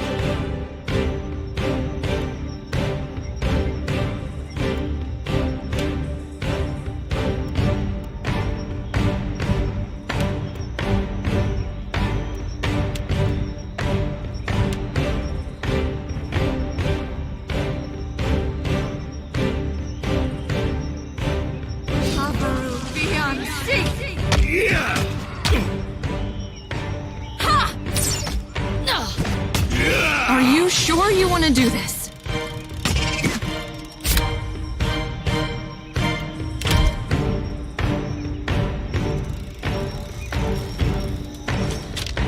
You mean like this?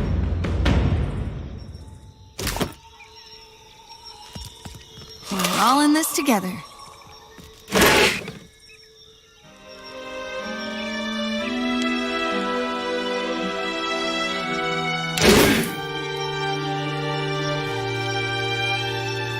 We must do what we can do. Kier told me that.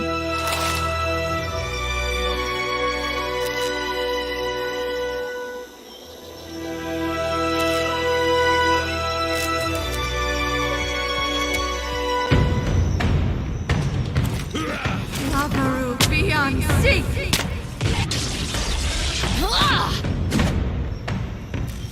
Lavaru beyond sea!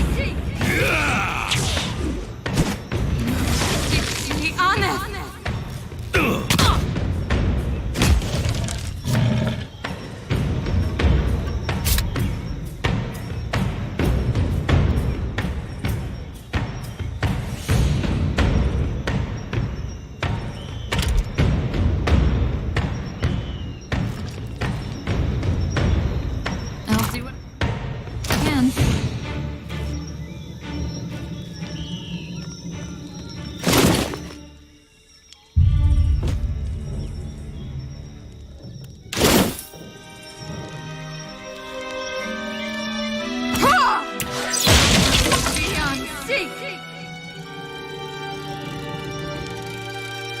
We must do what we can do.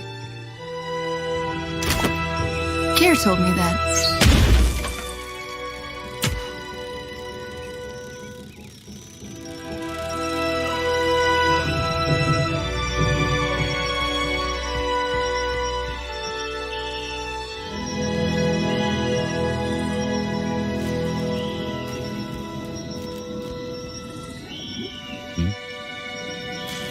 Yeah?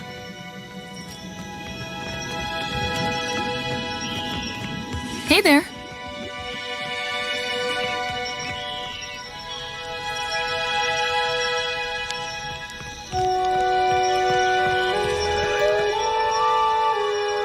You need my help? There are many things that move through fire and find themselves the better for it afterward.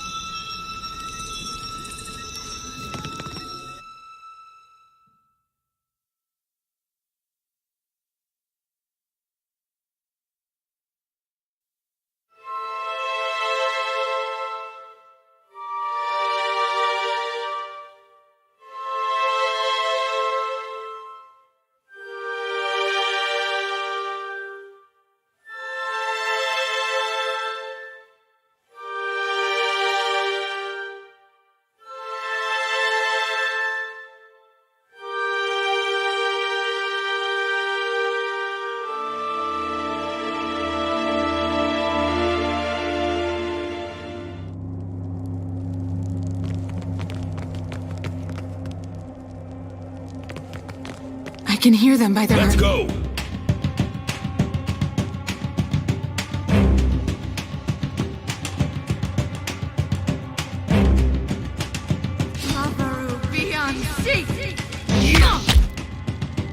I won't hold back.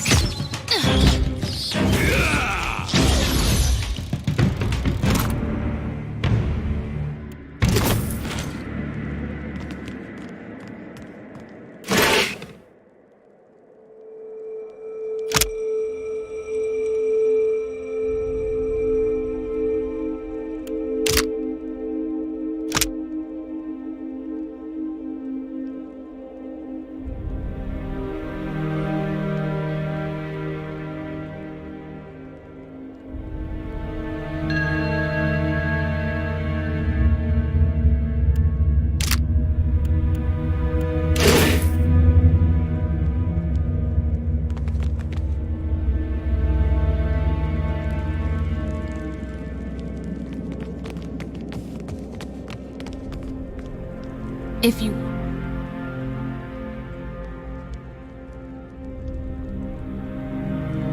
I get a lock to open up. That went well.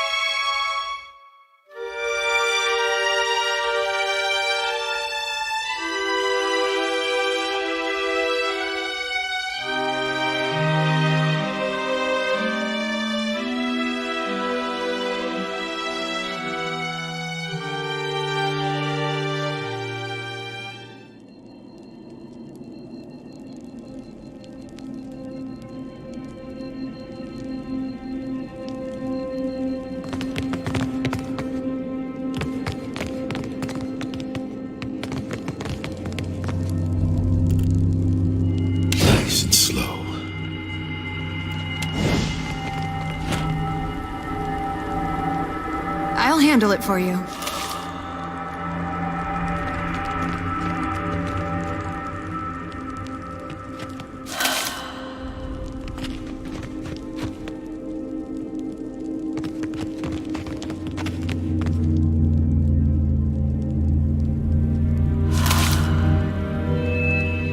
I've got it.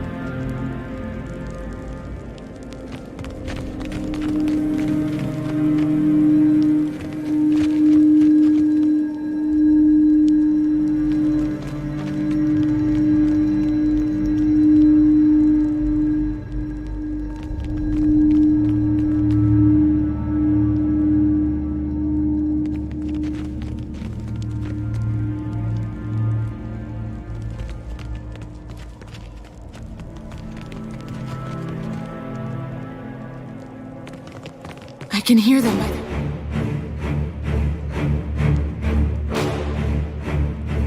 Take him down! Beyond sea.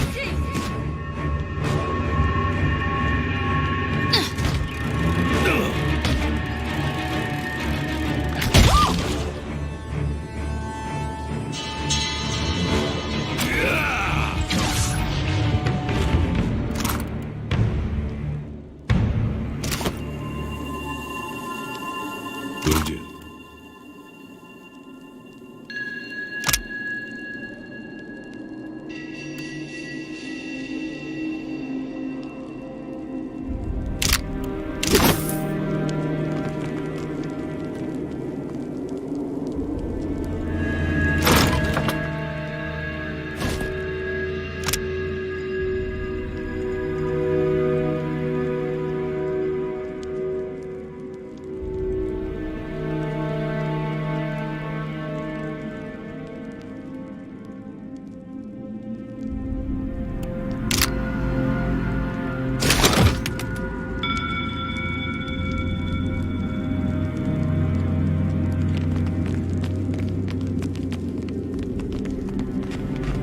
I can hear them by their heartbeat.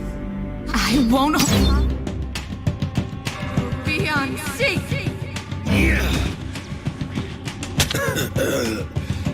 That doesn't feel right.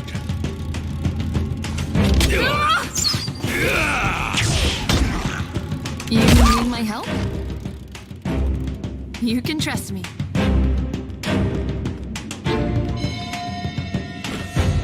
I'll do it. Again. I'm with you.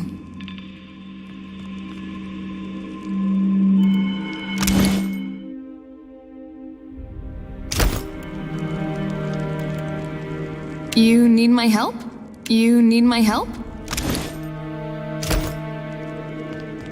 You can trust me. What can I do you for? Huh?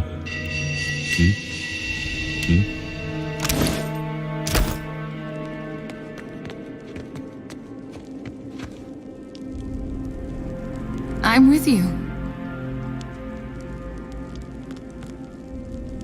You mean like this?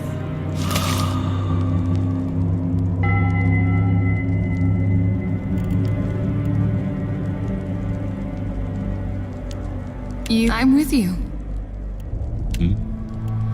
What can I do you for?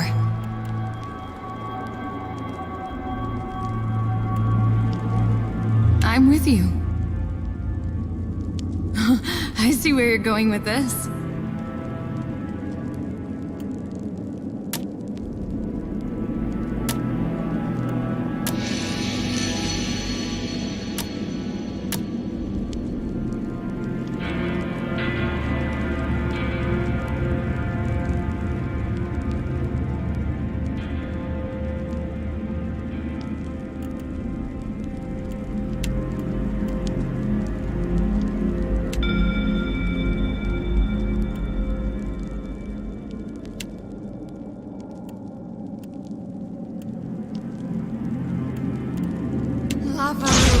beyond seek.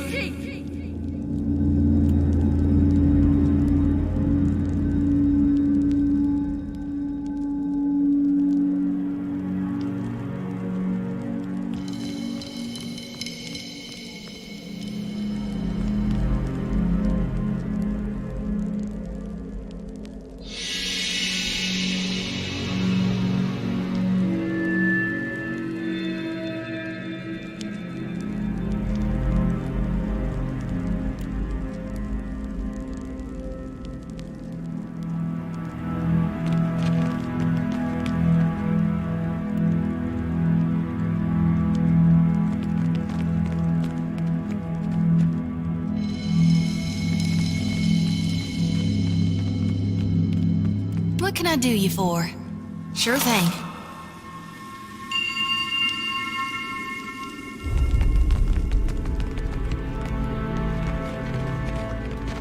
I can hear them by their heartbeat. Hey there. Lover. Beyond seek. Yeah! I see where you're going with this.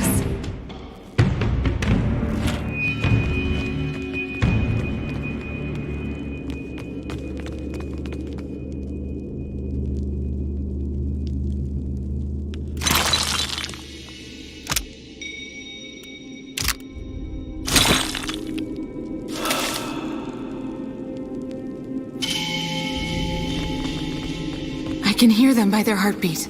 Let's go!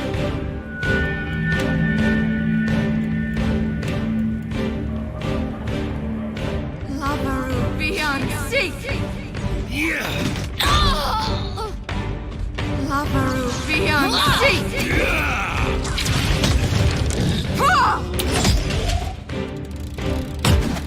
Take him down!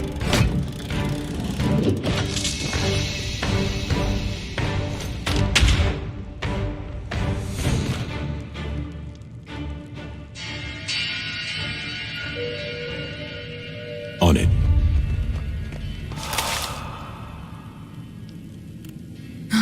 I see where you're going with this.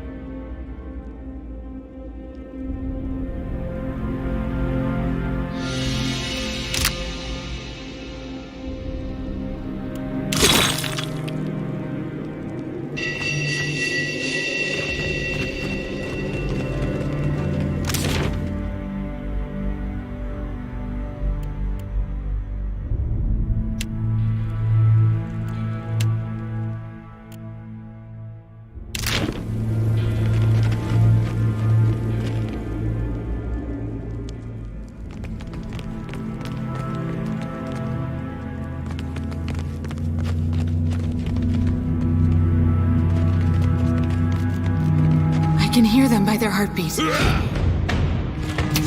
Lover beyond seek.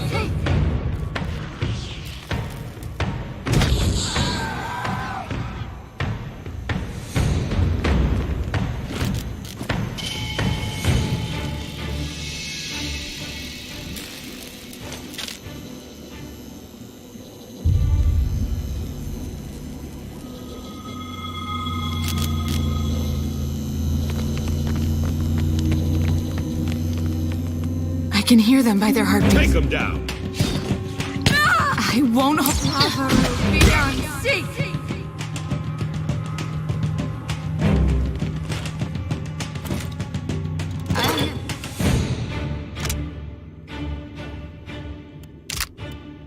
For you.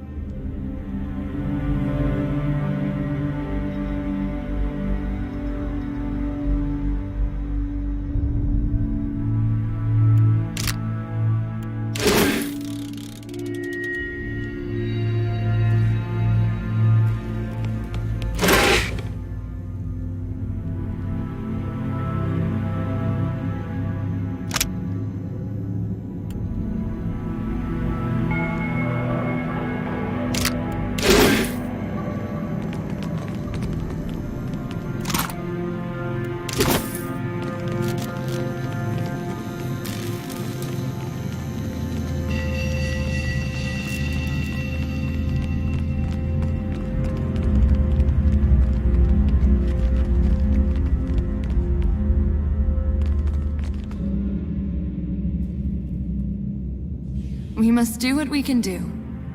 Kier told me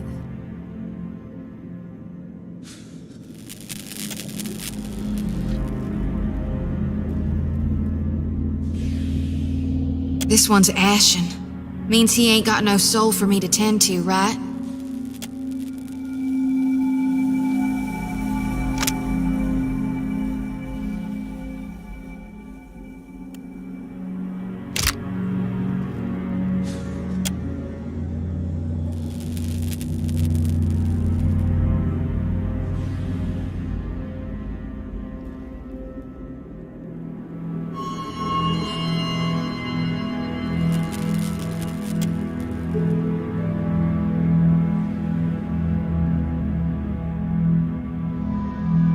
Place your hand against the pillar of luminous Audra. A dim, warm light emanates from the surface, but it feels cool to the touch. Pinpricks dance along your fingers, uncomfortable but not painful. A woman's voice, scratchy, distant, and halting, echoes in your mind. Find your soul in him. You concentrate, peering into the Audra's energy as you would peer into a soul. Its inner light is blinding, but as you become accustomed to it, you perceive the core of the Audra itself, a churning mass of millions of soul fragments. With a jolt, the energy reaches out to you, laying within ruined fragments around you, breaking into incoherent shapes and dissolving to dust, fallen into an infinite well of dark gray vapor. Even the ground itself disintegrates into nothingness. All that remains is the murky expanse of the in-between. The Audra pillar, and a skein of golden threads rooted in the pillar that extend far off into the distance. You focus on the threads. You catch glimpses of memories, your memories, mingled among the memories of thousands of other captive souls. The filaments begin to cohere, rapidly twining into a golden cord. With a muffled crack, the cord ripples outward in a violent wave toward the endless distance. The cord undulates over a space so vast that you lose sight of the wave before it finds its end. Then, a heavy creaking, like the sound of mountains shearing under their own weight, washes through the dull gloom of the in-between.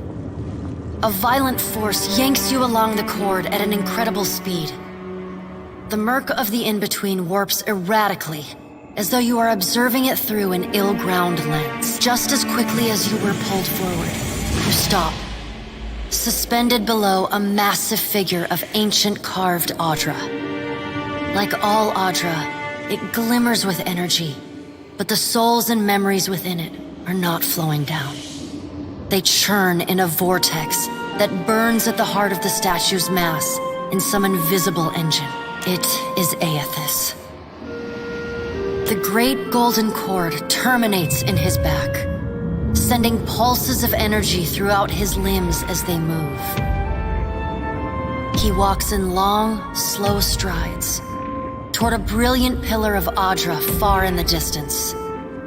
It shines even more brightly in the in-between than Aethys. From within the teeming throng of souls, dozens of eyes look out to you. Through the cord, their collective anguish and despair push at the edge of your mind. Help us! Please! Help us! Their voices echo in your mind. Somewhere within their ranks, you can feel the presence of your own soul slumbering deeper in the gyre.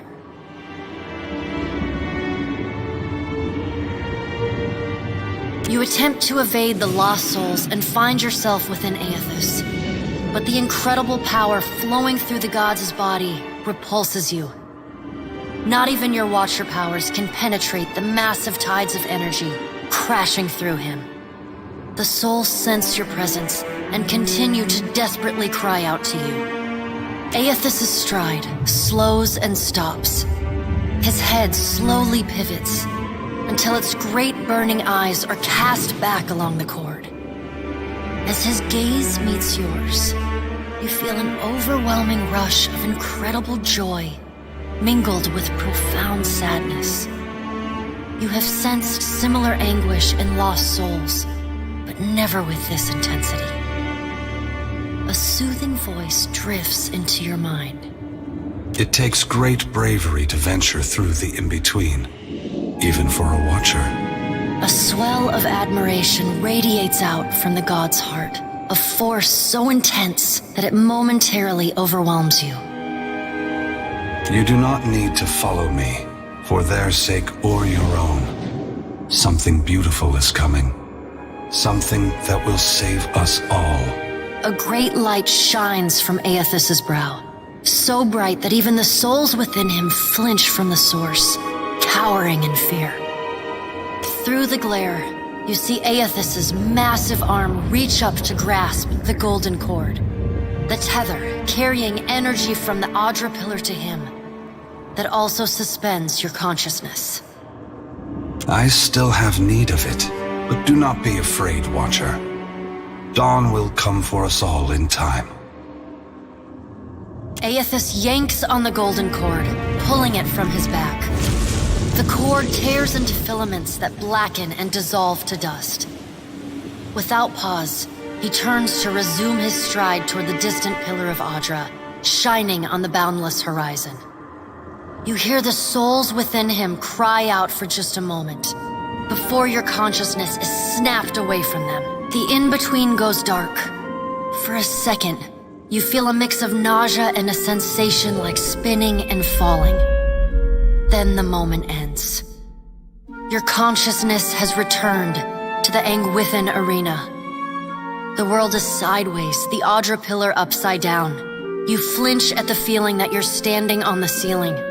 The disorientation overwhelms you and you collapse to your knees next to the luminous Audra pillar. Previously dim and flickering, the pillar now glows with a strong and steady light. You touch the Audra again, but the chill and prickling sensations you felt before are gone, replaced with a comforting warmth, like the embers of a fire that has just lost its flame.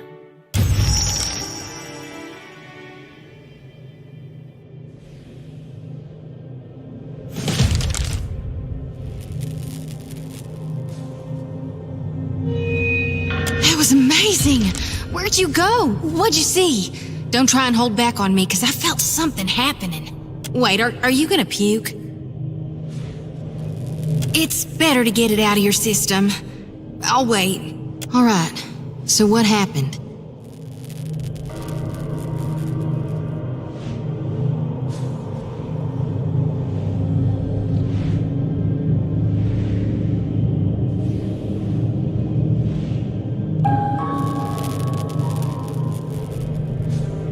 Pretty sure I've dreamed about my god squashing you like a bug, Watcher. What did Gon say? Is he gonna meet us? What do we do next? He charged you with a divine calling, didn't he? Just like he's done for me.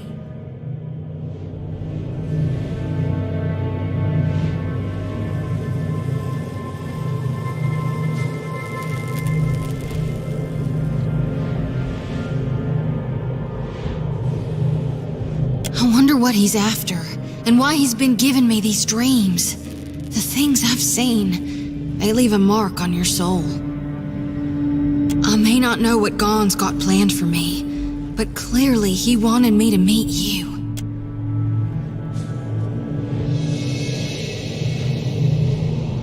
You mean like this?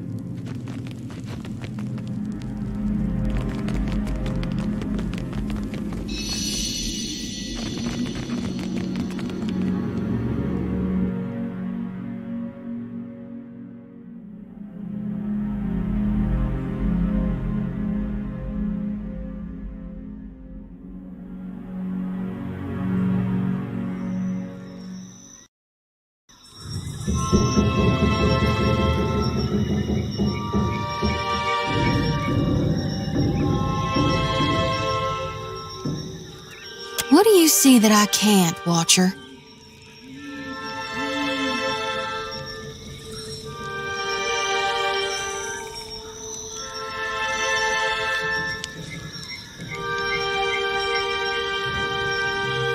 All of them? Really?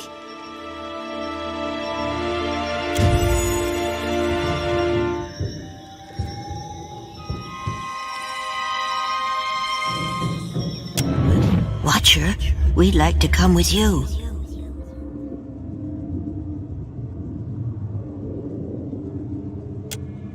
We would, and we appreciate that you showed us the way, but what if the Audra goes dark again before we reach the Beyond?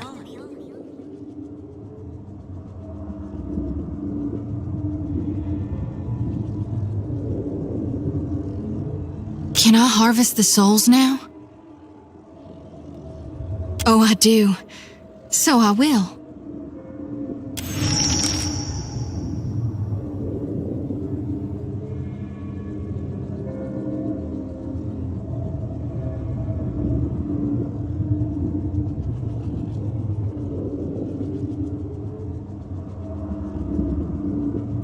Thank you, Watcher.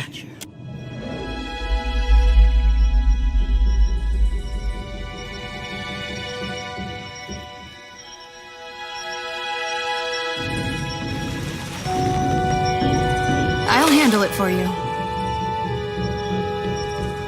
We're lucky the cage worked. What a mess.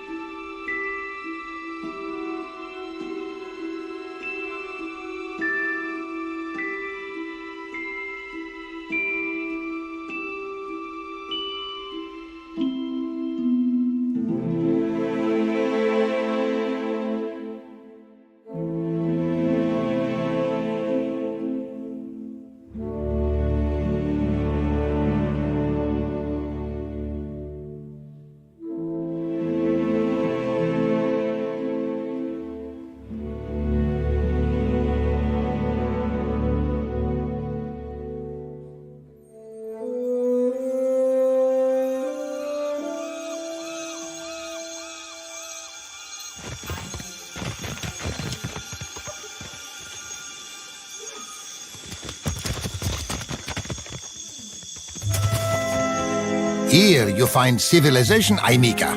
But outside these walls, the jungle will eat you alive. That is, unless you prepare yourself, ne? A wise and prudent...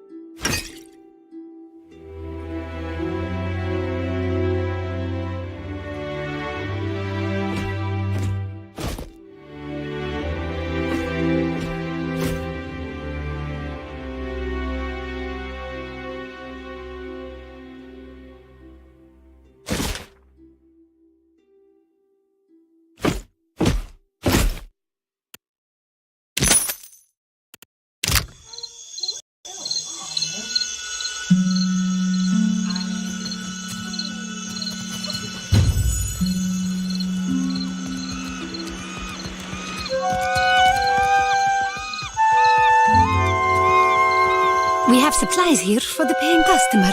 Provisions for the road?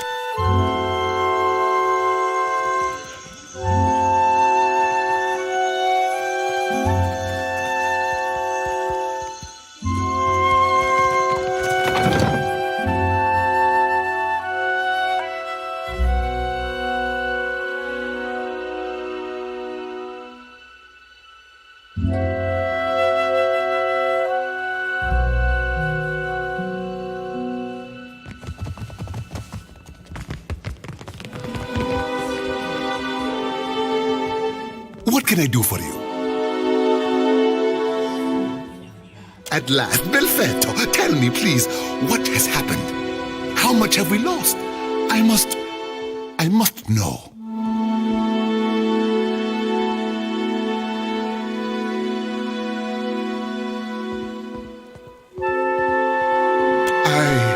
I see. And the work? Odoris's notes? Was there nothing of his research? You did. Gods be kind.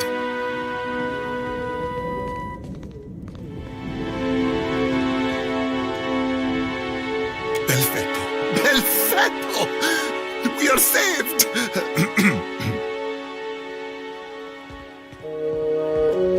That is, Odoris's legacy is not wholly lost.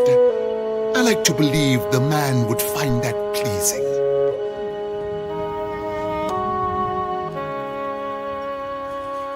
You say this is all the work of the Titan, of Aothis, and you still insist on looking for him?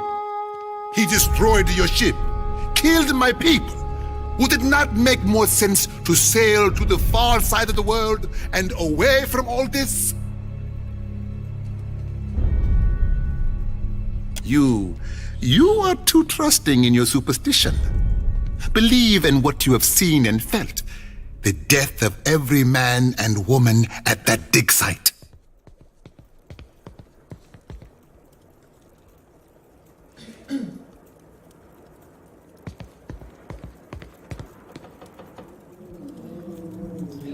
Merla.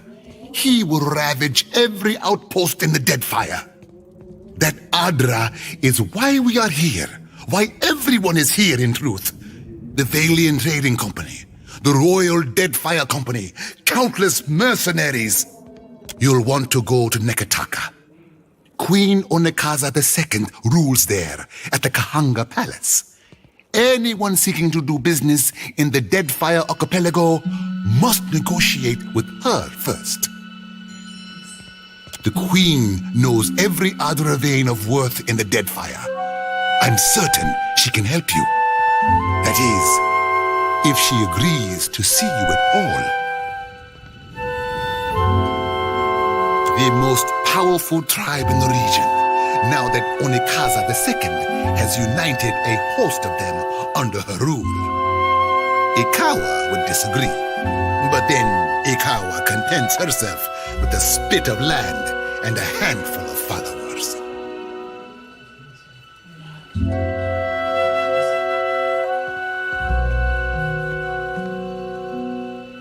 I have not forgotten. We will get you to Nekataka. And for that, you need your sheep. I'll arrange it with Ikawa. Between the two of us, I'm certain we can gather the workers we need. Head down to the beach once you are ready to depart. Pompiaco, it is only right, after all you have done for me. I won't keep you further. You have a long and very strange journey ahead. Some advice. After you have had your audience with the Queen, seek out the Valiant Trading Company. They make their headquarters in Nekataka, and the company always appreciates a good head.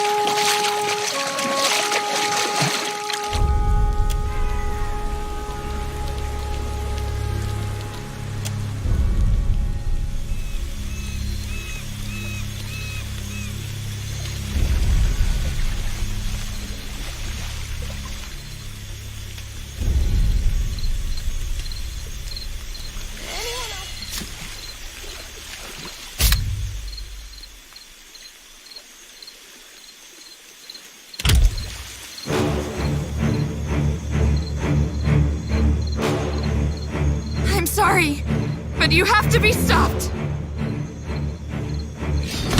Lavaru beyond sea!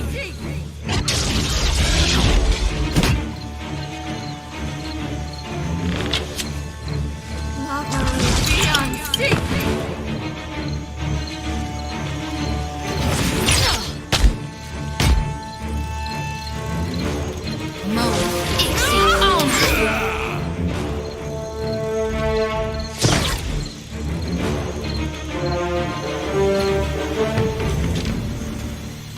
Will do.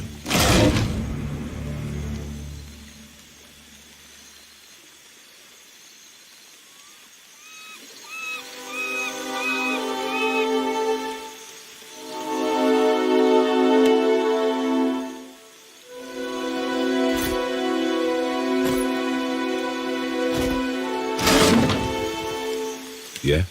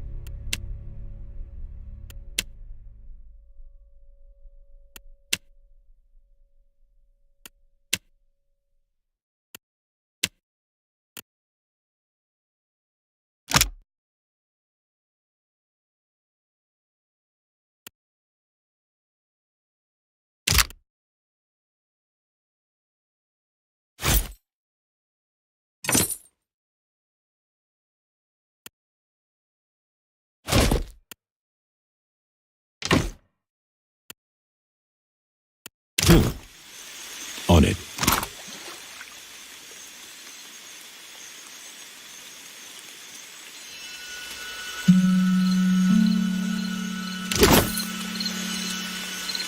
Sure.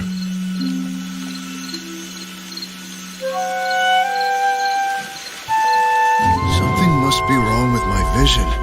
No matter how much I blink, I cannot make out more than blurry lights in the darkness. You are quite blinding. Follow Gon's light, all you lost souls, for it shall guide you.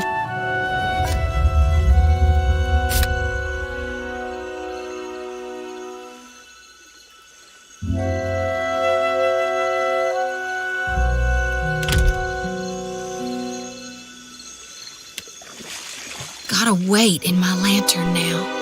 Almost feel like I can hear the soul when I jostle it around. With every soul, my lantern's getting heavier and heavier in my hand. I did, recently with you. You were walking the depths of the ocean, but you didn't drown. And in your hand, you gripped the key to Aora's end. I've seen stars wreathing a statue's brow, and souls flowing like tears over gleaming Audra. And then my God headed into the heart of the storm, where he could find the dark. Tell me what's on your mind? Reckon not. But I can't help but be a touch wayward. I don't take it too far. My ma caught me once necking in the murkberry stalks. And of course I fight. But I've not done much more than that. And I don't use the real ugly words. Sometimes the feelings, they just come tumbling right out of me. Gods darn it. We talking during the Saints' War or after he died?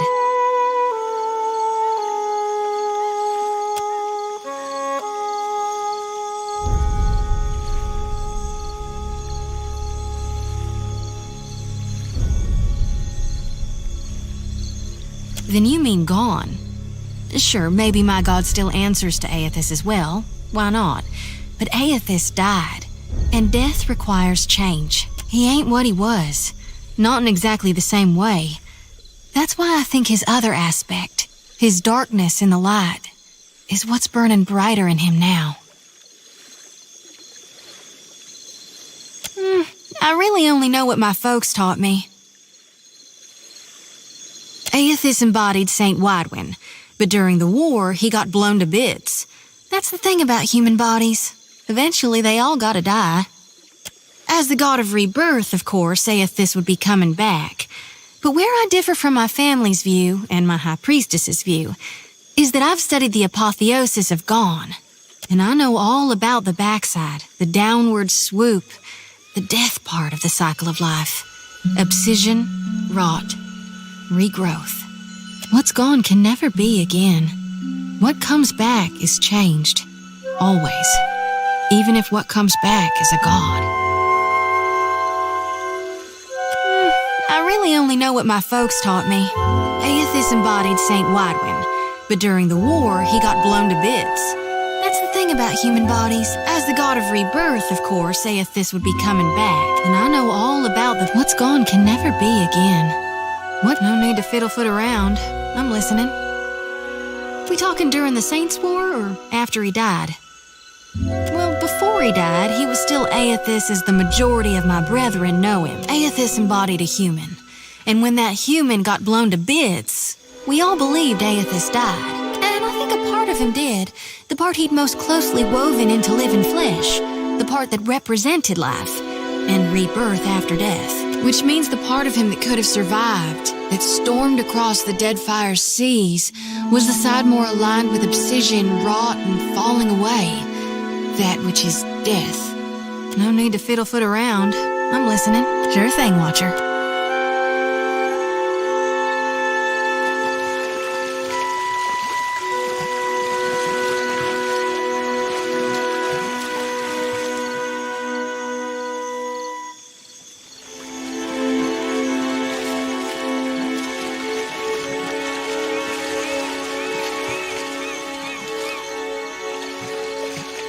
Nothing but endless grey mist. This is not the afterlife I was promised.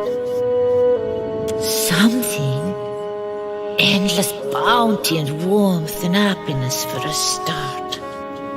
Instead, I still feel waterlogged, chilled down to my bones. You seem to know where you are going. Watcher, you're talking to a lost soul, aren't you? I'll just shine them the light real quick.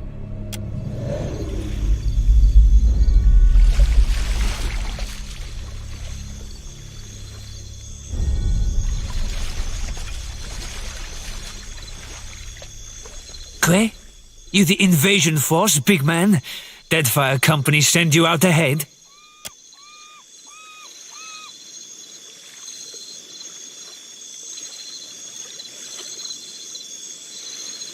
Ekosi, this is my street.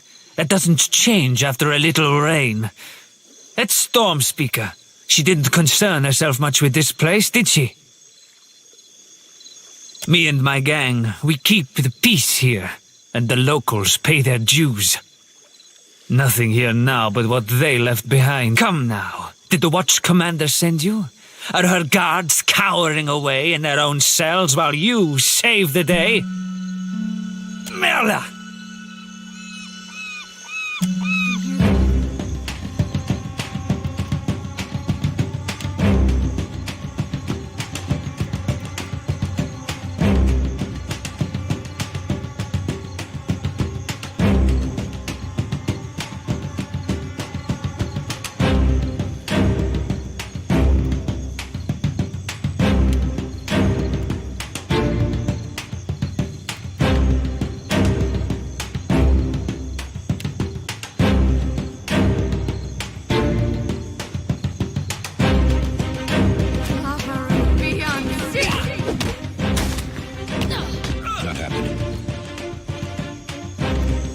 I'm cutting you down to size.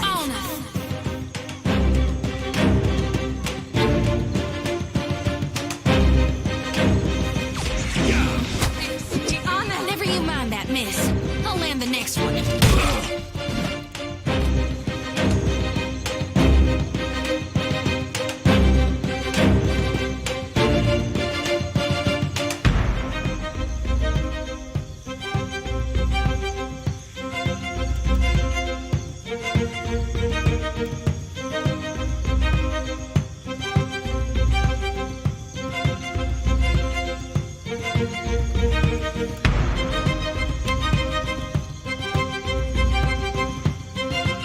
I'm sorry, but you have to be stopped.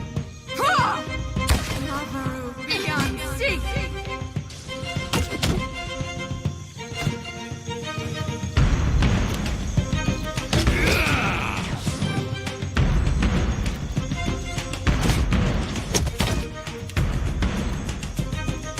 Let's go. Are you sure you want to do this? Ha!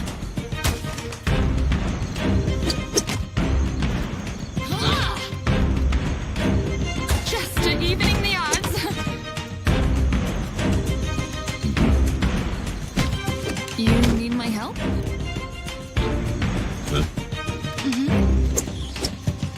Oh, I guess this is it. Mo, Ixie, Ona. Ha! Nope.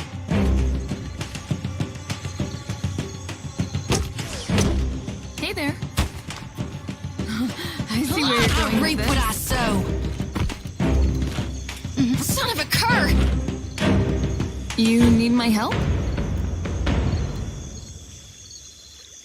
I'll do what I can.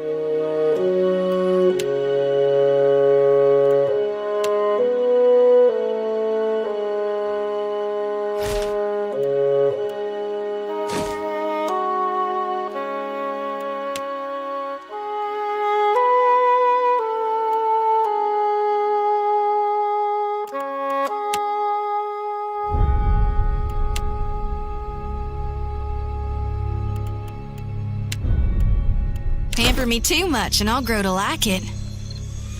Right.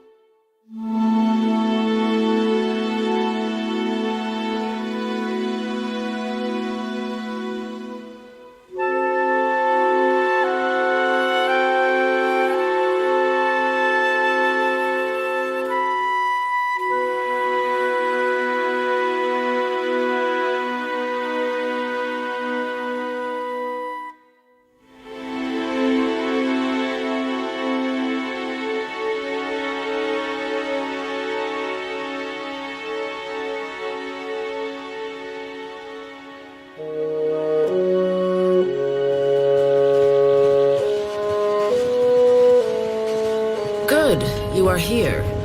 Clario has made good on his promise. We are making ready to free your ship.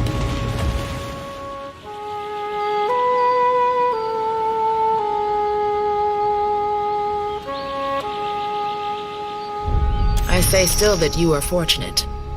The ship was nearly lost, but it will float. For how long, I cannot say. My spells do not conjure ships. Come, we will see your Defiant out to sea.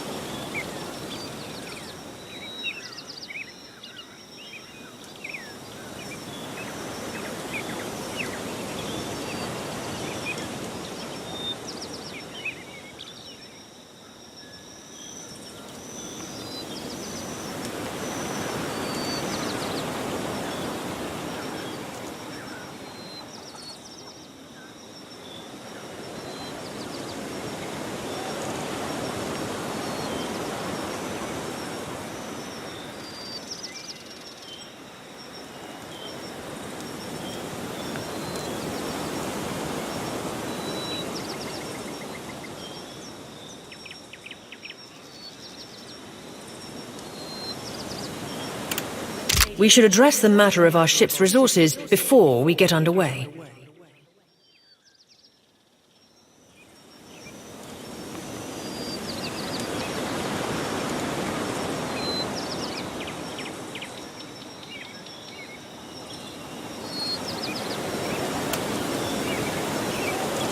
It saddens me to inform you that we lost several crew and most of our provisions during the storm. However, Port Margé appears to be well supplied, and I expect the recent disaster has left several sailors in want of a ship. I suggest we contract for additional supplies and crew before we return to open water, or our voyage may indeed be a short one.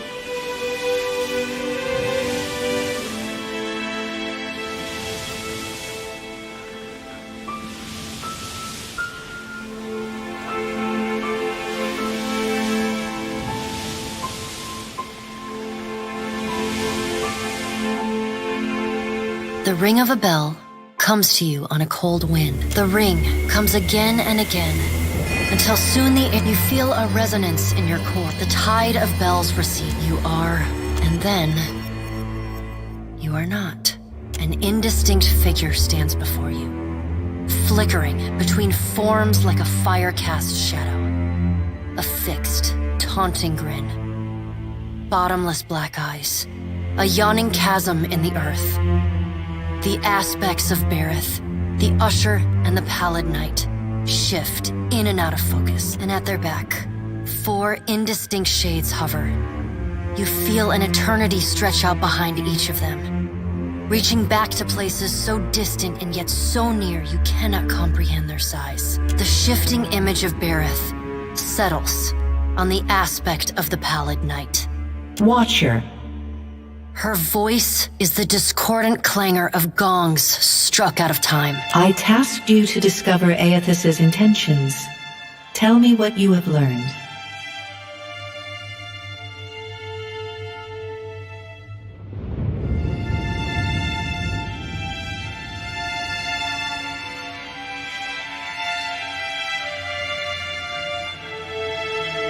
The Pallid Knight knits her brows. He does not seek to return to the beyond? Intriguing. Her sickly pale skin pulls tight across the bones of her face, as if the shell of this aspect does not quite fit the impossible creature it contains. The figure nearest Berith dissolves and reforms in the image of a thin-lipped, ancient crone, whose face has felt the melting kiss of fire. The goddess Wodica strides forward.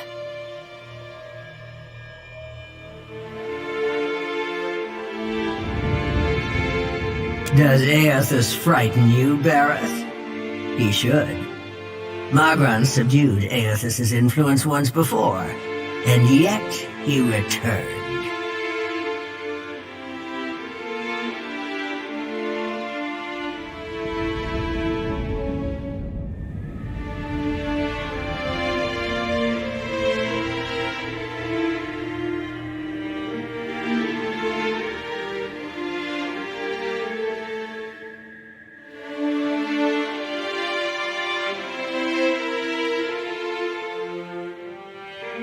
From out of Wodica's shadow shuffles a hunched, bald man you recognize as the god Scan.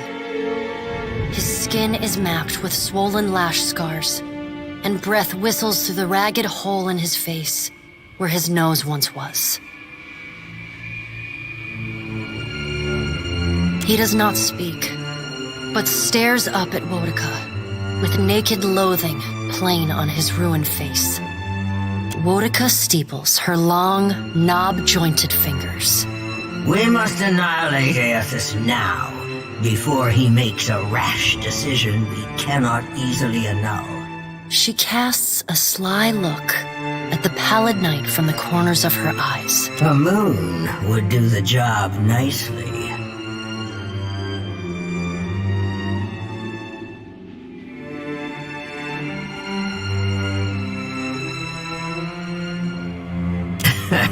As if you could stop me. The figure beside the aspect of Berith flows forward in a swirling cloud of ash.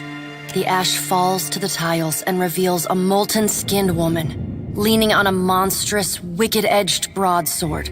Magran's glowing lips curl in disdain. We must find a solution to the problem of Aethys that is neither do nothing, nor destroy the world. I acted in haste during the Saints' War. You will not goad me into doing the same now.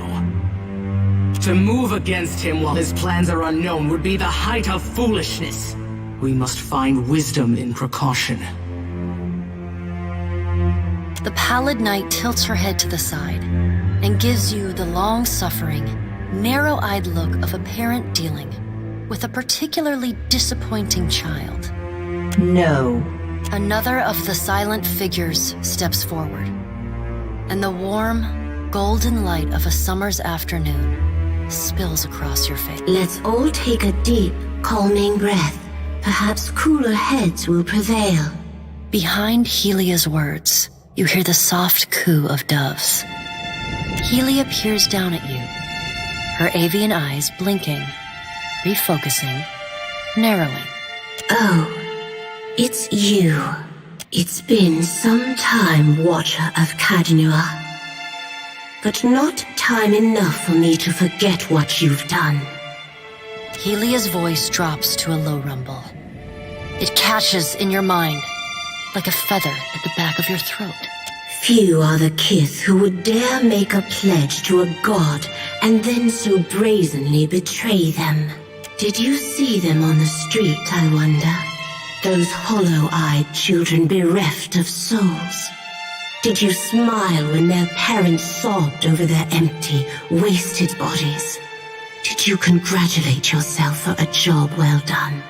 Would that you were not Bareth's tool, that I might demand my most vicious children rip your flesh from your bone. Instead, I must send my children to you with a gift. The birds circling above Helia raise their voices in a cacophonous symphony of screeching. Her lips upturn in the smallest, bitterest of smiles. When you return to your ship, dear Watcher, do think of me. Mogren casts a sidelong glance toward Helia. So much for cooler heads. You can't be certain, but you think you might see Mogren, great goddess of fire, trial and war. Stifling a laugh, the crows, ravens, rooks, and jackdaws sitting on Helia's shoulders cackle mockingly at Mogren. Mogren says nothing, though a great gout of steam spouts from her molten... Aethys has been separated from us for too long. Isn't it possible he intends only to gather enough souls to reclaim his realm in the beyond? He should be welcomed. Scan shuffles forward. Yes, yes. We should welcome Aethys' return to the fold. His gratitude we can leverage to cajole him into divulging his plot. Then, when he believes himself to be in our good graces, we do as Wetica suggests, and crush him into the earth. Scan pauses, inspecting you. Ah, and here is the Watcher who delivered poor tormented Alice back into the clutches of her uncle, Lord Harrend. Curious. Scan licks the ragged edge of his lipless mouth and grins, then turns to Helia.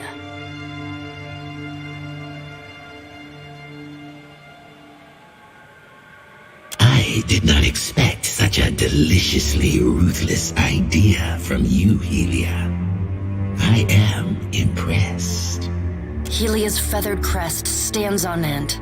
You wretched little creature.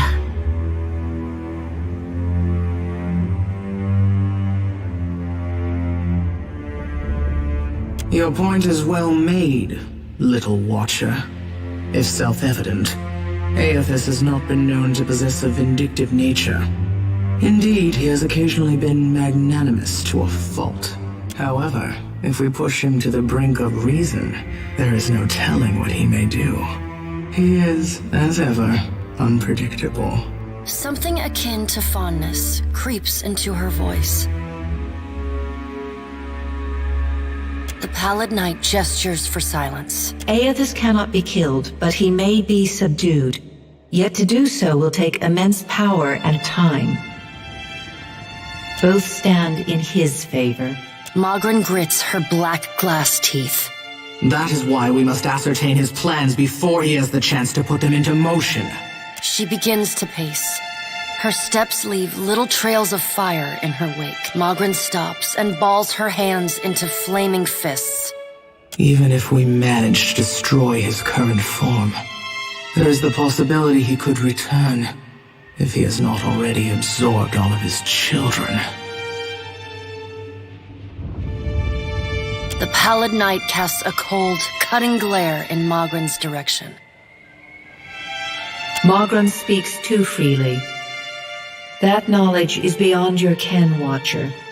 Wotica waves the gods to silence. Aethys gathers strength. His strength is a threat to us.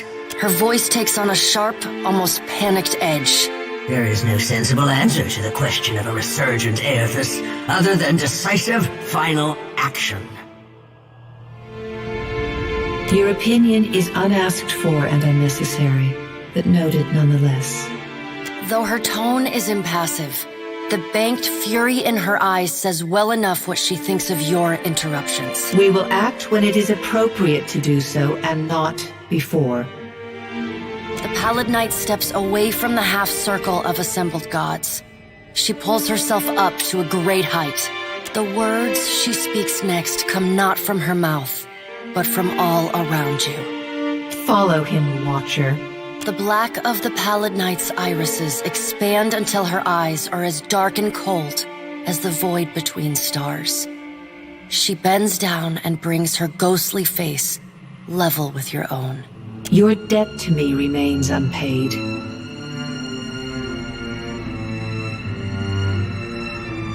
She stares at you, unblinking. Like a needle drawn to a magnet, you are pulled toward her, one compulsory, helpless to resist.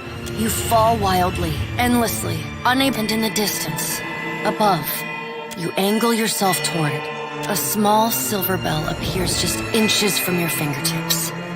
You reach for it. Straight the moment you touch it, your soul slams into your body with all the force of a fall from the top of the sky. You blink open your eyes and find yourself on the floor of your ship's cabin, alone.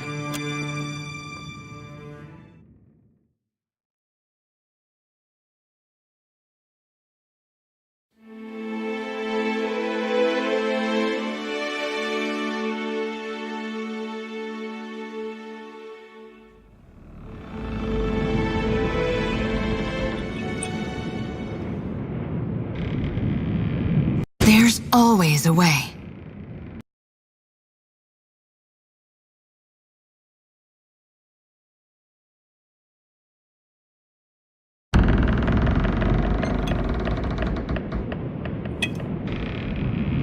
I'll handle it for you.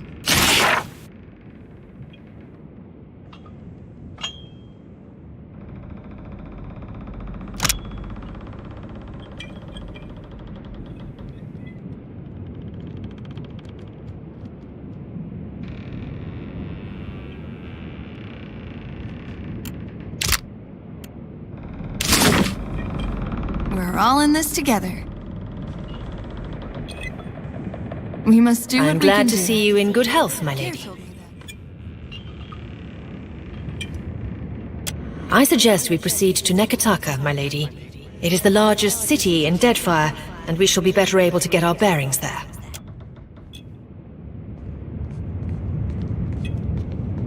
Ship life sure is an adventure, ain't it? Just think of all the places we can sail to, all the sights we could see. This is nothing like being stuck on a farm, or cloistered in the back of a temple. Tell me what's on your mind?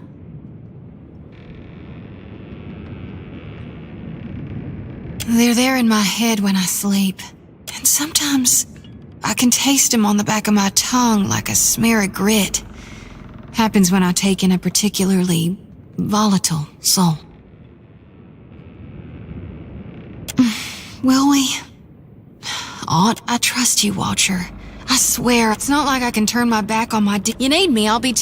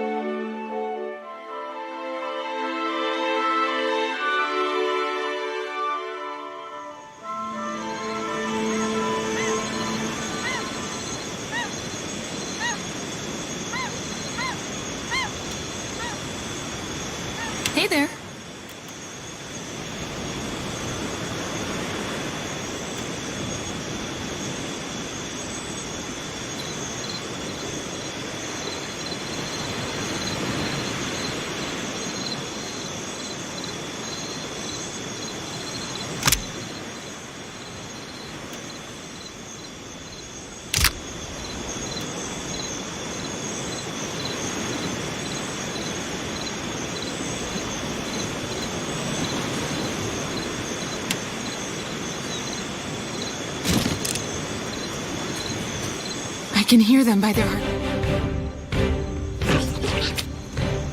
There are many things that move through fire and find themselves cutting you down to...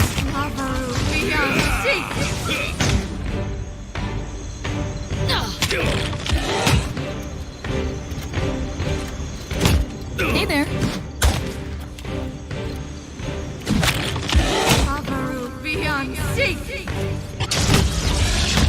Let's go!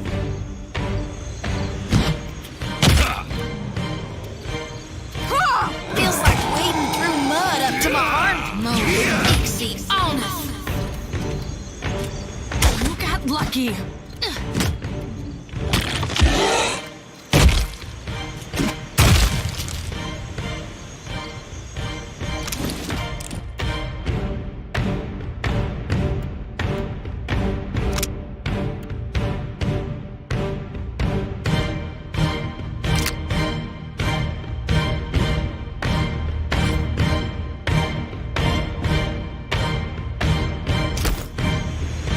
Feels like wading through mud up to my armpits.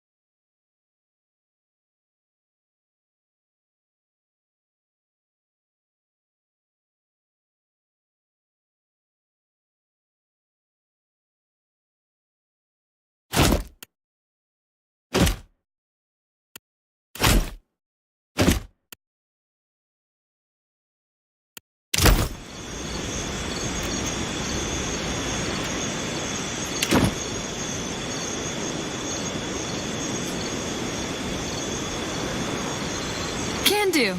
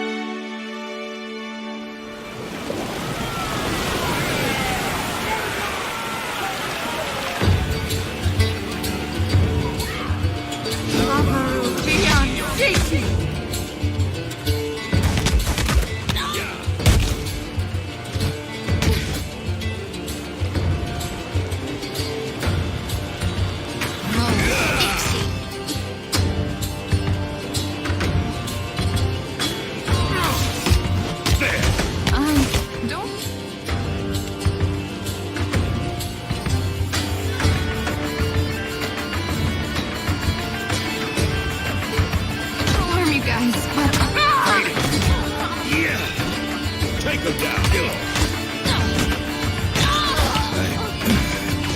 Bleeding.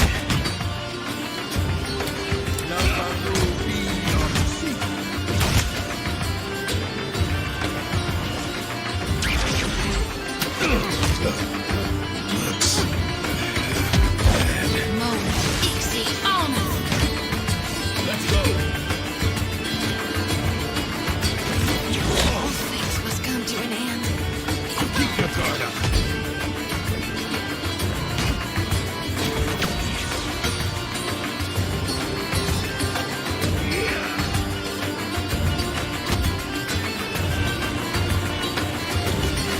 Take him down.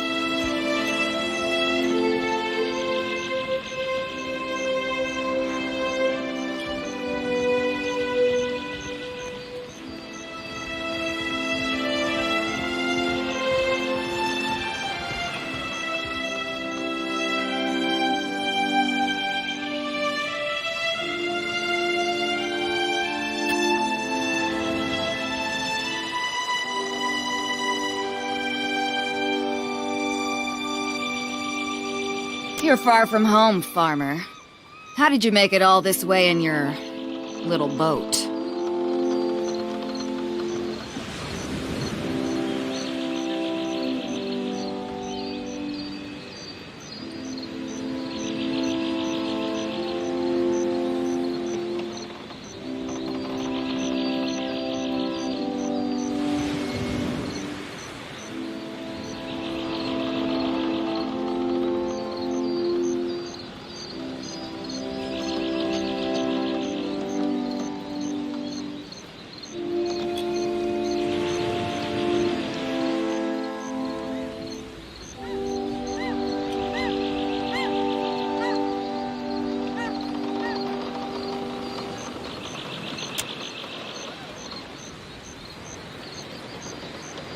I'm the harbor master, Kauha. I must ask your reason for docking in Nekataka.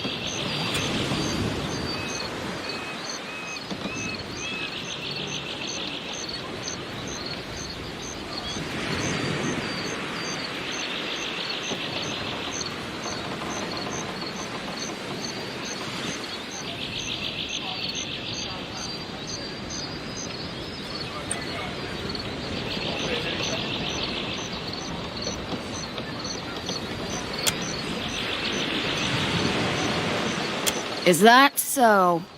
Well, Andra told me to protect the harbor, and Wodika herself signed the order.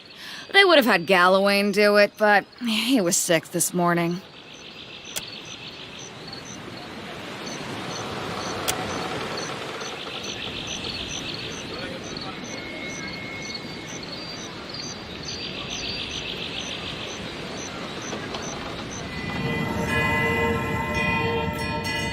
Show them.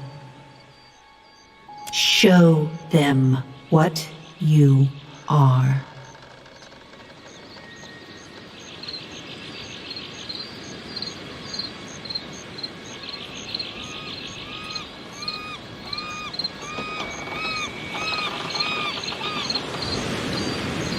What?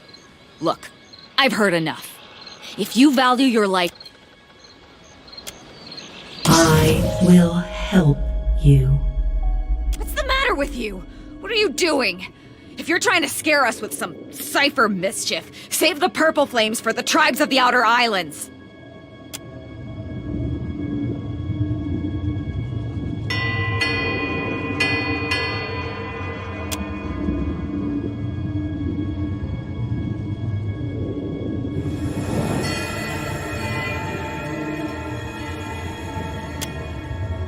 Now.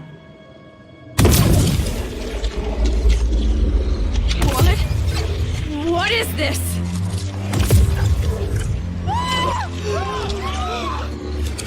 Run for it!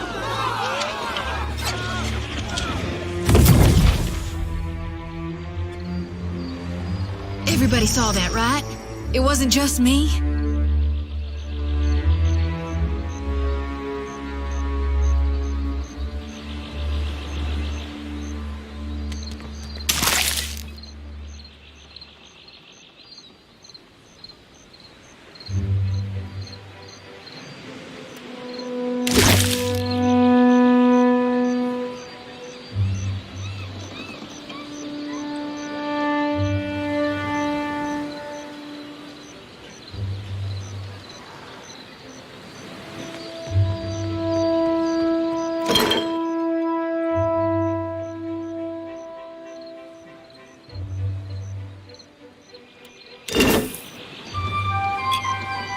There are many things that move through fire and find themselves the better for it afterward.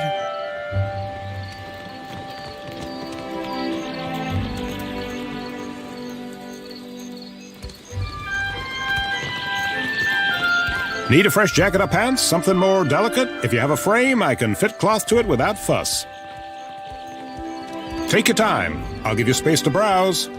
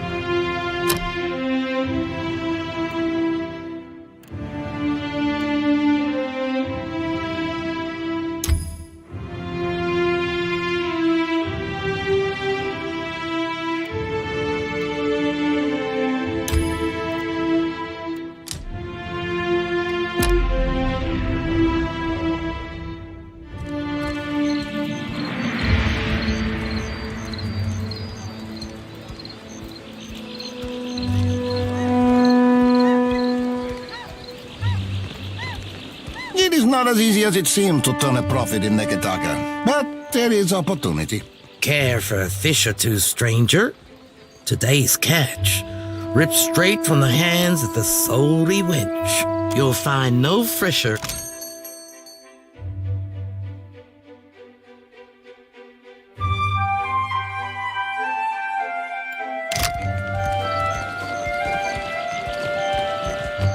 Welcome! Venturing out past... Of course. Take your time.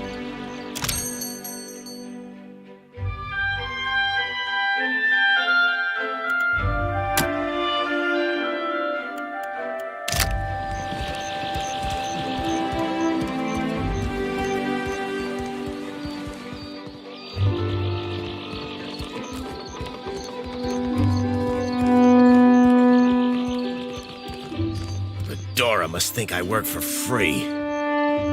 Be with you in just a... Almost had it. Damn your eyes.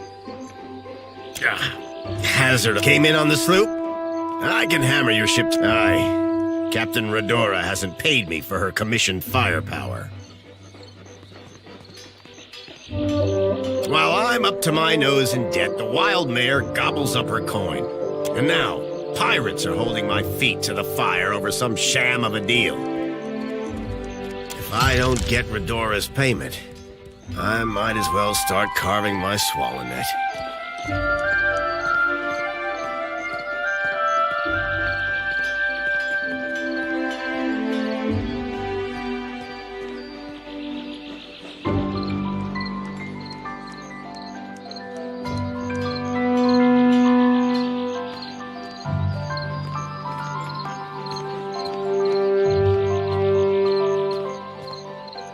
One where I mend Principe ships and no others. Bastards are driving away business until I give in. You do that? A fair price goes without saying, Cully. It all comes down to blasted pans and pyres in the end, doesn't it? Oh, come take a look.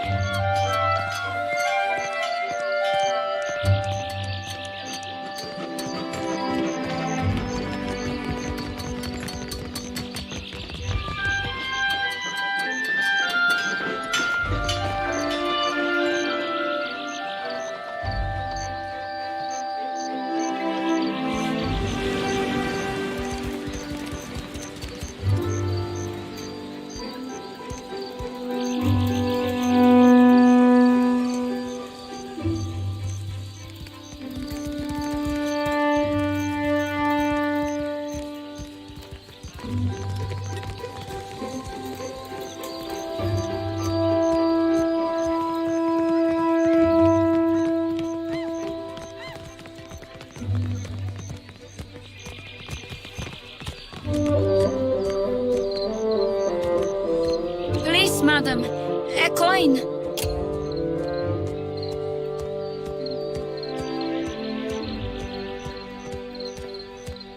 Hey, thanks.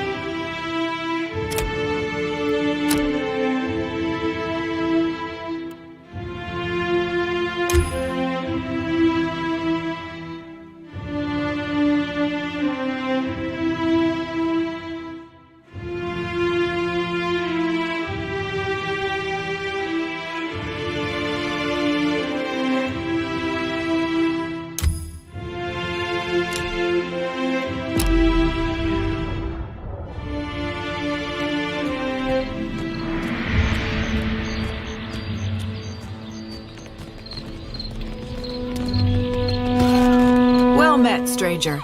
If you feel like investing in protection, I'd be willing to trade iron for copper.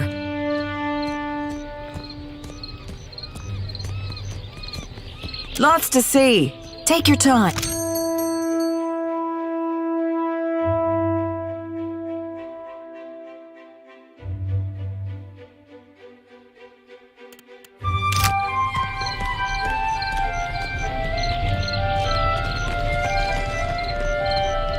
On it.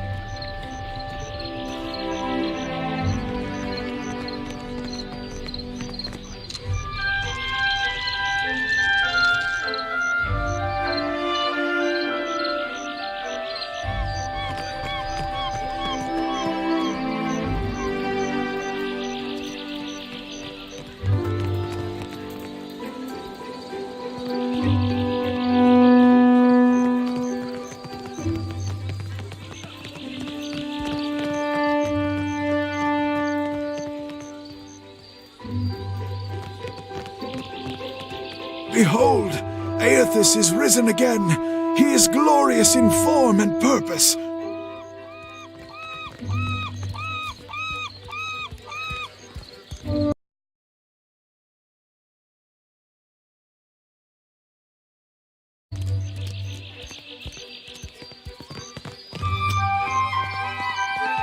Where is my Madico? Where is that spoiled brat?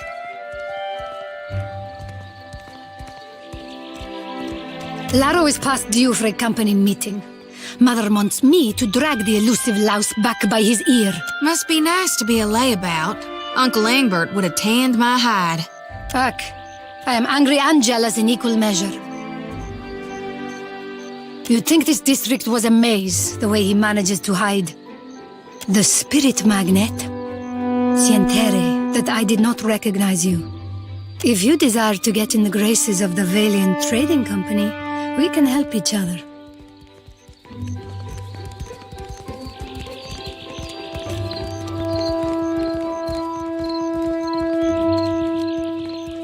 Could I persuade you to watch out for Laro?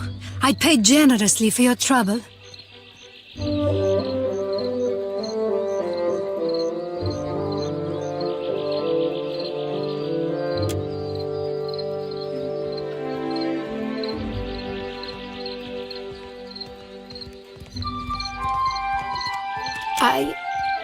I'm concerned because Laro tends to feud with Orso, one of the local Valero rats.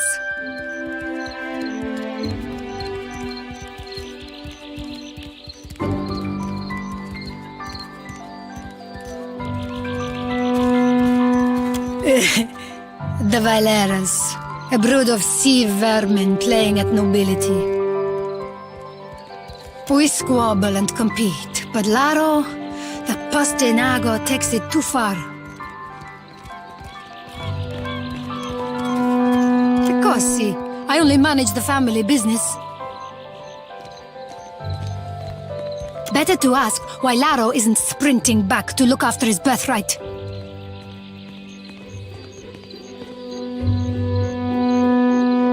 It's Sally Bardato. The Valiant Trading Company leans on her to finance their mission. If only more of her offspring were as accomplished.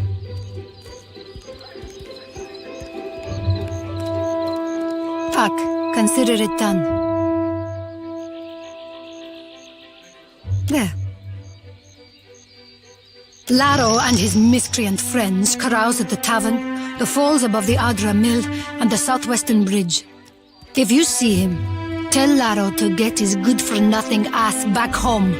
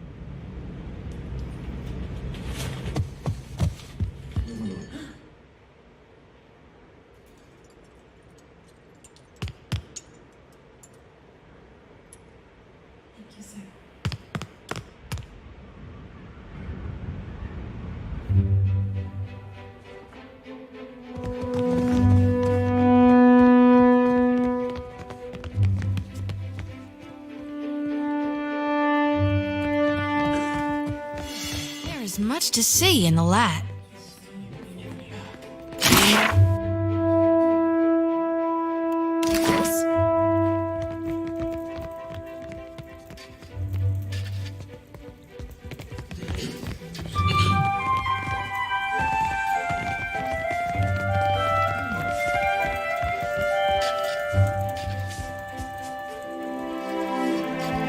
We're full up, I'm afraid.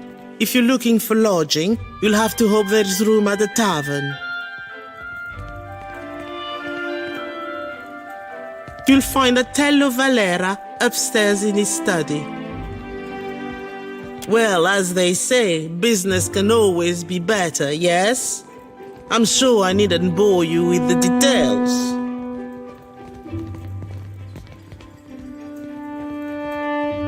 We do indeed. Forgive me if I mistook you for a tenant. There are quarters set aside upstairs. Passers-by with a bit of extra coin will find a welcome cot and a meal.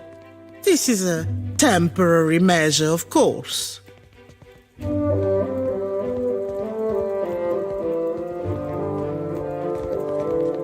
It's not my place to share the dealings of the Valera family, but this is all rather public. Suffice it to say that a family in want of coin might find alternate means of securing their finances. In the case of this estate, that means renting the occasional room. No shame in making a practical sacrifice.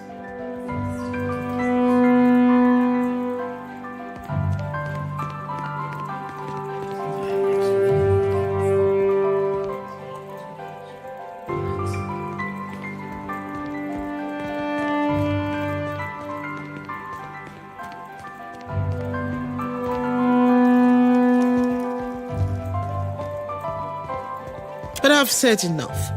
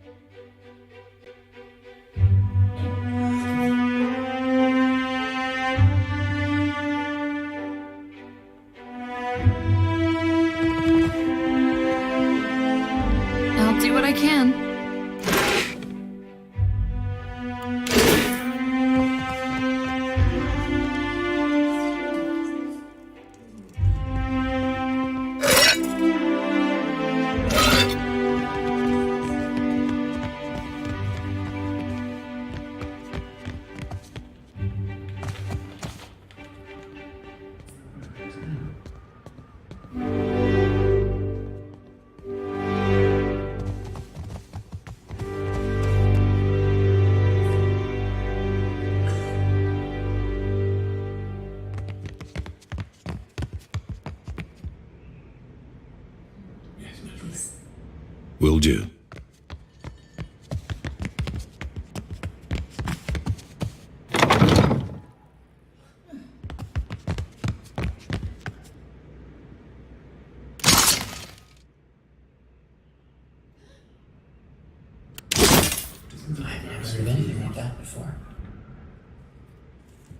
I'll get it open.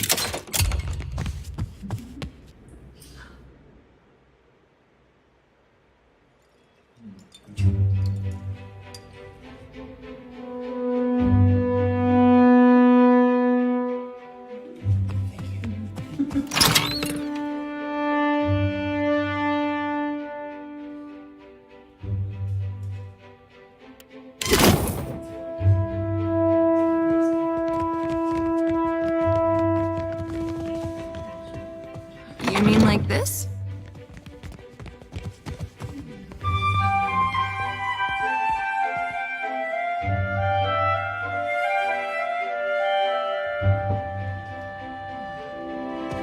Ah, a new face in the Valera halls.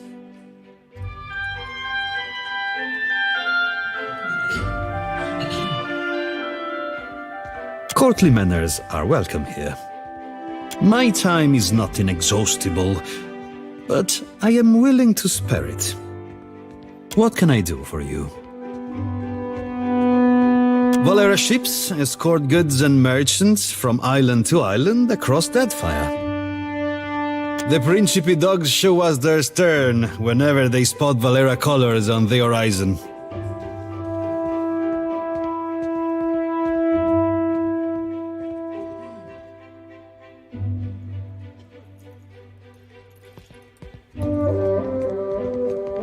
Valera ships escort goods and the Principe Adu, what brings you to the Hall of the Valeras?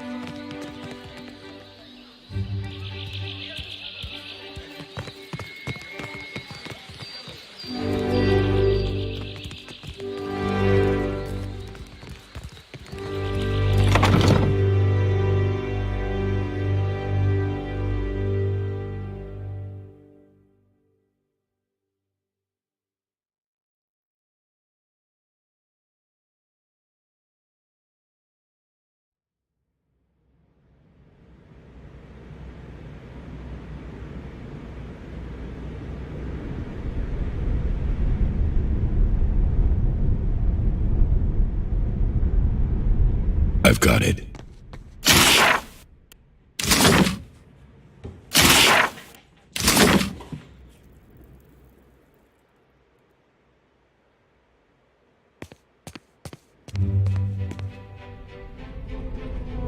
I'll get it open. Oh, hello. Welcome to my shop. It's such a pleasure to see a new face. How might I assist you? Certainly, certainly. It would be my pleasure. Of course, it's mostly books and knickknacks. Maps I do on commission, you see.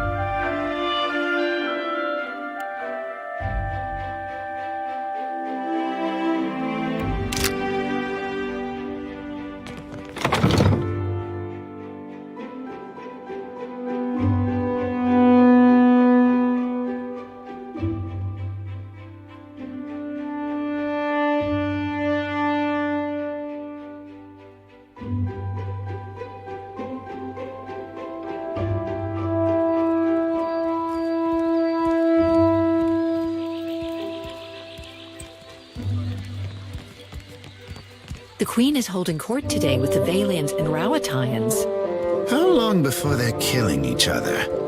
Wager on it?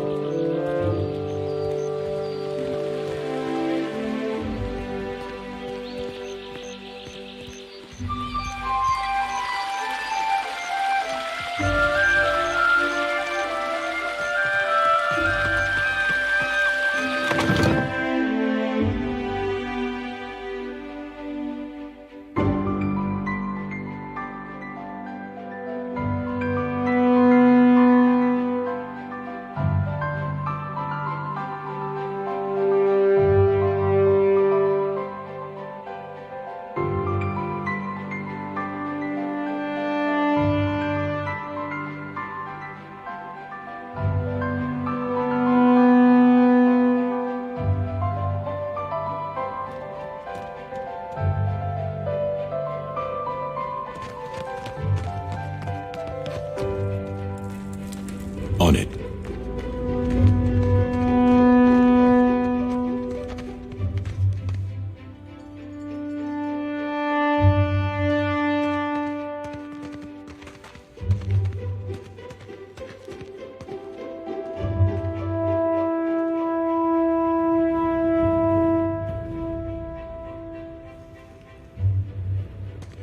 Tell your queen I will have her taxes, her prize share, whatever it is, by the end of the week. Business is good, and we are very busy, eh?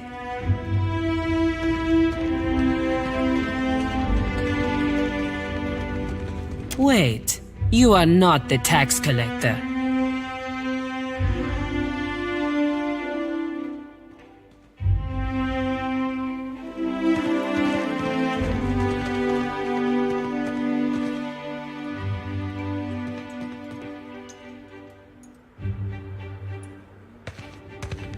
What business brings you to my mill?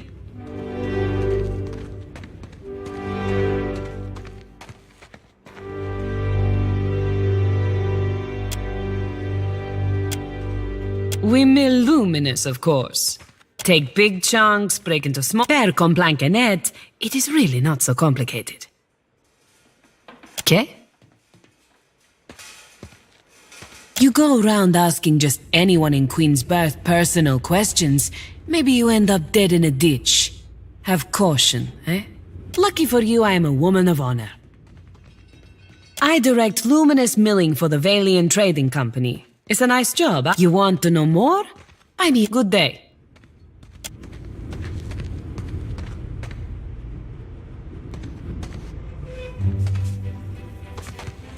I'll do what I can.